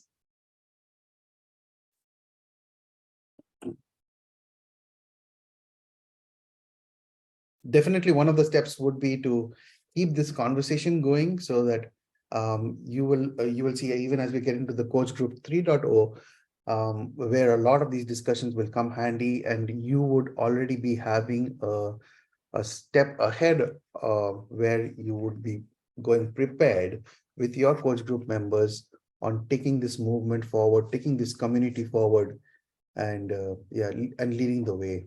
Yes, Michelle, we are a light in the dark. Just seeing the comment now. Any closing remarks, questions, comments? I just love how, we saw it in when we broke up, that even like in our coach group where we didn't have like necessarily a synchronicity, it was like people come alive when you celebrate them. And when you talk about things that you love, and then you have somebody ask you questions about that, or you have somebody else celebrate something inside of you, it's like there's a vulnerability that makes you like, at least for me, it's kind of like, oh, do I put this out there? And then you put it out there and it's celebrated, and you're like, oh, am I really awesome? Am I really like, that's a strength? Okay, that's really cool. Or, oh my goodness, that person does the same thing that I do. I really want to get to know this person. And I feel like there's just like we were talking about energy and spark, and like there is such a beauty in what is being done right now, because it is seeing people for who they are and not saying, hey, you need to be like this. It's saying, oh my goodness, you've done the groundwork to tell us what you're good at, and now we can collaborate with you and we can celebrate you, which makes you want to collaborate and celebrate me. And then we create an energy that is just natural and organic, and you come up with really cool ideas. And so that's just like an observation that I've been making tonight, just listening to everybody talking, and maybe one of the reasons why it's such a powerful thing that we're doing right now. I just see so much beauty, and I'm so excited about diving into this. I'm like, I can't wait to talk on my coach group tomorrow. Like, this is what we're going to be talking about. This is great. I love it. So wish we had more time. Yeah. Thank you, Irene. Yes. please take all of that excitement and all that energy into your coach group tomorrow. Yes, yes, yes. And connect with the people on here. We're not done. I know I'm not in a hurry. I'll hang out here with you for a while longer, but like, know the names and faces. We can put it on a different view if you want. You're welcome to, you are going to have coach groups that are going to be, shifting and changing. And so in 2 months, there may be 10 people that are within driving distance of you. But that doesn't mean that you can't connect with me on the other side of the world still, because we had a passion together, or there was a thing that sparked between us. So don't ever feel like, oh, these are the people in my passion group, I can only talk to them. Oh, these are the people in my coach group, I can only talk to them. We want us to flow and overflow and outside of the box, inside of the box, and to bring non-wowers and non-Christians and, whatever they might identify as. If they identify as a cat or a tree or, an atheist even, that is okay. Let them come and hang out. Let them come, so we want to cultivate that. We want you to be free to be you and connect with where you feel a connection. So memorize I the love faces, the- connect with people. I love the servant leadership theme in all of these things. The teachings, the wild teachings, and then in this, everything, the servant leadership. And there's a quote that I really love. It says, "Never tell people how to do things, tell them what to do, and they will surprise you with their ingenuity." That's the leadership. Kirby, we come at it from a place of, tell me exactly what to do. And he's like, no, it's individual. I'm going to tell you, you're telling us, Sam and Chitra, they're telling us, set these goals, make your list. Well, what is it supposed to look like? It looks like whatever you want it to look like. We can be ingenious with what we do and how we do it. And WOW is accomplishing everything. And we are just, the energy, like you said, Michelle, the energy is amazing, because it's not a step by step. It's not a formula. It's Absolutely. every individual contributes what they have. And it's more than the sum of our parts. It's not 1 + 1 = 2. It's you and you and you and you equals the world and beyond.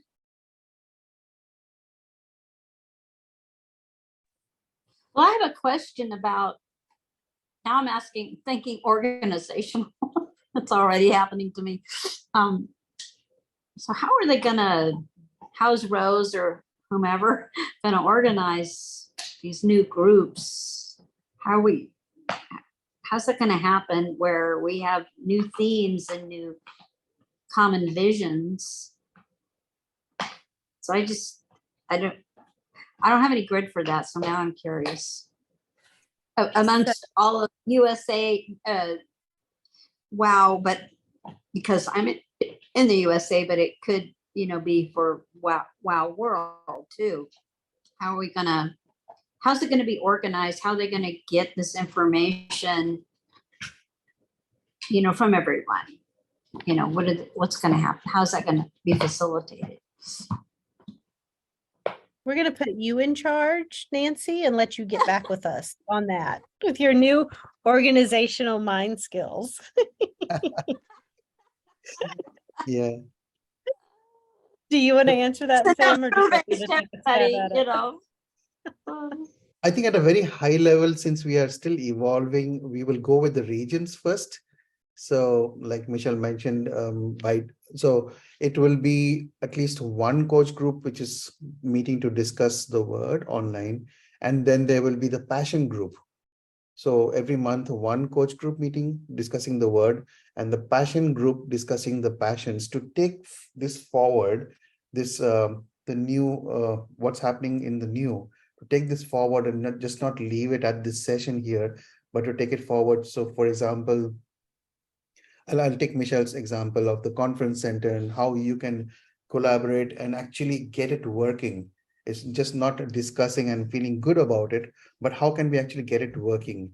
There, initially, if Michelle had to do it by herself, she would be thinking, where would the funds come from? Where would all the list, the laundry list of getting a conference center working? But now we have people with similar interests, people who are flowing.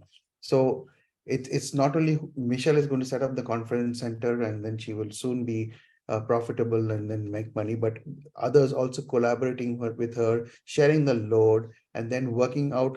Yeah, if it means a business collaboration, why not? So I think what you're saying is that maybe there's going to be posting of certain themes or objectives, kind of like a clipboard, sign up for this. Here's the ones in here, contact the one that's facilitating the group, this head of the group, if you're interested, and, where's the common bond, and that kind of thing. And so we're meeting on, like a calendar, where they're going to just state it like that, but we don't know what the themes are. And maybe this is like a pilot group, from the beginning, not just tonight, but, that somebody is going to be, writing down, some of these themes that are coming up. And not so, it could be general like art, but it could be more specific, like, like modern art or watercolor or whatever, just see what is popping up. And then that might be the starting place. I don't know. Yeah. Chitra, you want to cover what you written? Okay, so as far as coach, there are two things. One is the coach groups version 3.0. In this, we will be meeting more regional on a regional basis than smaller groups. So it's a kind of consolidating small groups into more of a regional connect. So people get to know each other, and once in a month, once or twice, and there is no set formulas. No set guidelines. It's up to the regional coaches and the connection coaches to decide however they want. In addition to that, they are going to be circulating a jot form, which will have passion groups based on the 7 mountains, like you mentioned. And so each one will be filling up that jot form, and then they will come up with the passion groups, whether it is regional or across regions, across countries, or wildlife world. I really don't know at this point in time, but the form is being evaluated by the regional coaches at this moment in time. So definitely Rose and the leadership will want to find out the passion recipe of every coach group member or every member in the wildlife world, and then we will be forming passion groups. So I believe it might start regional in the first place, or maybe across. It could be wildlife world as well. So it's still evolving. Yeah, so that's the information I have as of now. But let the discussions continue. Yeah. Yeah. And like Nancy, because you're probably a part of the central region, in being that you're in Houston, we're in the same region. Our region is, I think it's 20 states or something like that big. And Texas itself is really large. So our regional coaches are Zach and Aaron, and what they're doing is putting several connection coaches. So everything that Chitra said is what's going to happen. We'll have the one group that meets once a month, that is like the teaching group, and then the passion group. And for a little while, you'll have that passion group and people that are within that group, kind of like we had tonight, where chances are you're going to have something in there that you're passionate about. But even if you don't, like with Marilyn's, like, hey, I was being obedient with the cooking, that's really not my favorite thing. you'll get the load sharing. You'll have those connectivities. You'll have those things that begin to spark. And then as we start to fill out that JOT form, there will be other passion groups that begin to pop up within Texas. There will probably be a group that wants to talk about a conference center or wants to talk about cooking. And you can go to that additional group or partake in that and load share that particular thing.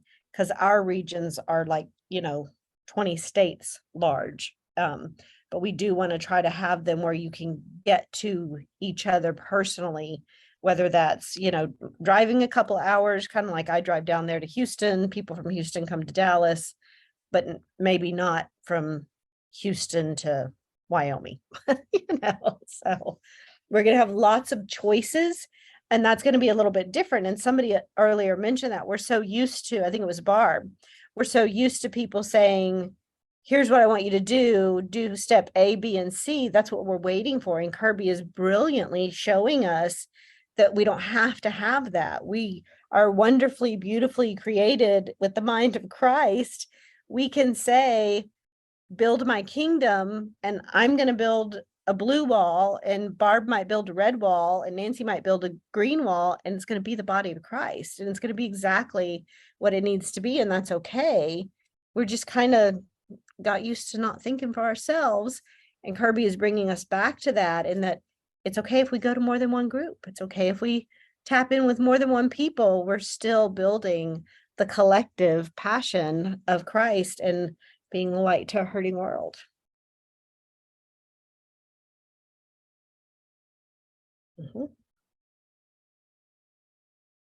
Yes. Yeah. Chitra, will you read the comment that you just posted? Because you're right. I forgot about that. Yeah, I believe the passion groups will be formed based on the 7 spheres of influence or 7 mountains. That's my initial understanding, but it might again evolve. So I think this is how it is.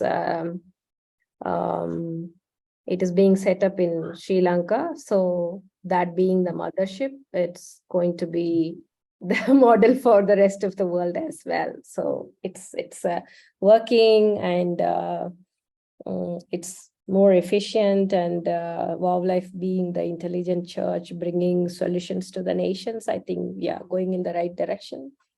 Yes. Yeah. More to come. Yes. Does anybody else have any other questions or comments?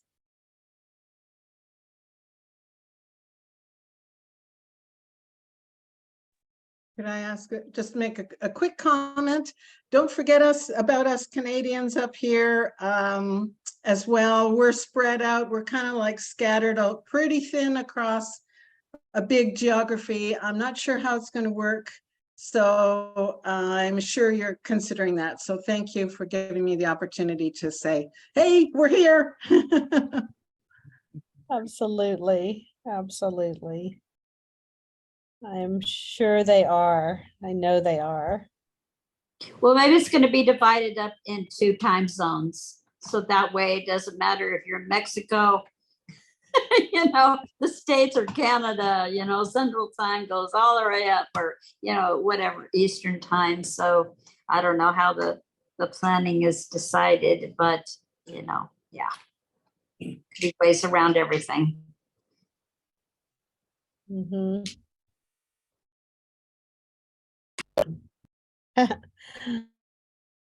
Speaking of time zones, I looked at my time a minute ago. I told the group when we switched, I'm like, oh my goodness, all of a sudden I just really thought about Sam and Chitra. Like, I think they got up before the sun. I think they got up at like 3 o'clock in the morning to do this for us. It just so blesses my heart. So thank you so much. Time zones brought that thought back to my mind. I just thank you guys. I'm not trying to close it or anything. I'll let you do that when you're ready, Sam. But yeah, I know there's probably other people that are up super, super late, maybe in Canada, or super early. I think Sylvie was here from South Africa. But yeah, thank you to everyone who has been up at 3 a.m. or midnight 30 to be a part of this and to do this with us. It's just beautiful. It's so beautiful. But certainly we thank you so much, Sam and Chitra. You do this all day, every day, and you were still so very willing to do it, whether there was 100 of us or 10 of us. And it has been, I know myself, there were some things that Nancy and she shared with me during that meeting that was exactly what I need. It was such a confirmation, that, yeah, it was such a confirmation. So just having that safe space and just having that affirmation and that confirmation is priceless. And then, having people that are interested in that and knowing, like, I knew that Marilyn painted, but I had no idea she wanted to do children's books, because I want to write a children's book about one of my cats. But I'm like, I really don't want Amazon to publish the pictures because they look so cheesy. Well, when I'm ready, I would totally call Marilyn for that. So it's just amazing the opportunities and the connectivities that come out of it. So we just honor you guys, and we just know that there's going to be blessings upon blessings heaped upon y'all. Thank you. I think we've done well. Thank you everyone for staying up late, and it's been a real learning time for us also, and to see how God is same God of India as well as God of the US and Canada. And he's doing such wonderful things, bringing people together. What I really love about this is restoration of broken dreams. Those things that we thought that were not possible is now becoming possible, and we don't have to do it alone. That was the best part of it. So thank you very much. And I just want to speak a blessing over each one of you, even as you are chasing after what God has put deep inside of you. The word says that out of your belly shall flow rivers of living water. It's a plural. It's just not one river. It's rivers of living water. And that living waters, even as you're chasing those dreams and making that your passion and your purpose, that this will go out and give life to every broken dream, give life to every brokenness, the hurt, the abuse, the trauma that is in people around. These the rivers will flow out. And even as Psalm 1 says, that blessed is the man he's planted like a river. I speak the other rivers, because a plant just needs one source of water, but he shall be like a tree planted by the rivers of living water. I speak multiple sources to come into you, to nourish you, to prosper you, so that you will flourish in this time and age where everything seems to be so hopeless. There will be hope. People will be coming to you as a shelter under that tree, and there will be hope that will be there to restore, hope for restoration. In Jesus' name, I speak it over every one of you, and not only you, but everyone whom you come in contact with, everyone who is within your influence. In Jesus' name, amen. Amen. Amen. Thank you, Sam. Thank you so much. Thank you. Thank you. Thank The you. heart is, I received that blessing. yeah, thank you. Thank you, Thank guys. you, Chitra. Thank you. Bye-bye. Bye. All right, bye-bye. Thank you, Michelle. Yes, Good night. blessings upon both of you. Thank Thank you. you, We ma'am. receive it. Amen. Yeah. Amen.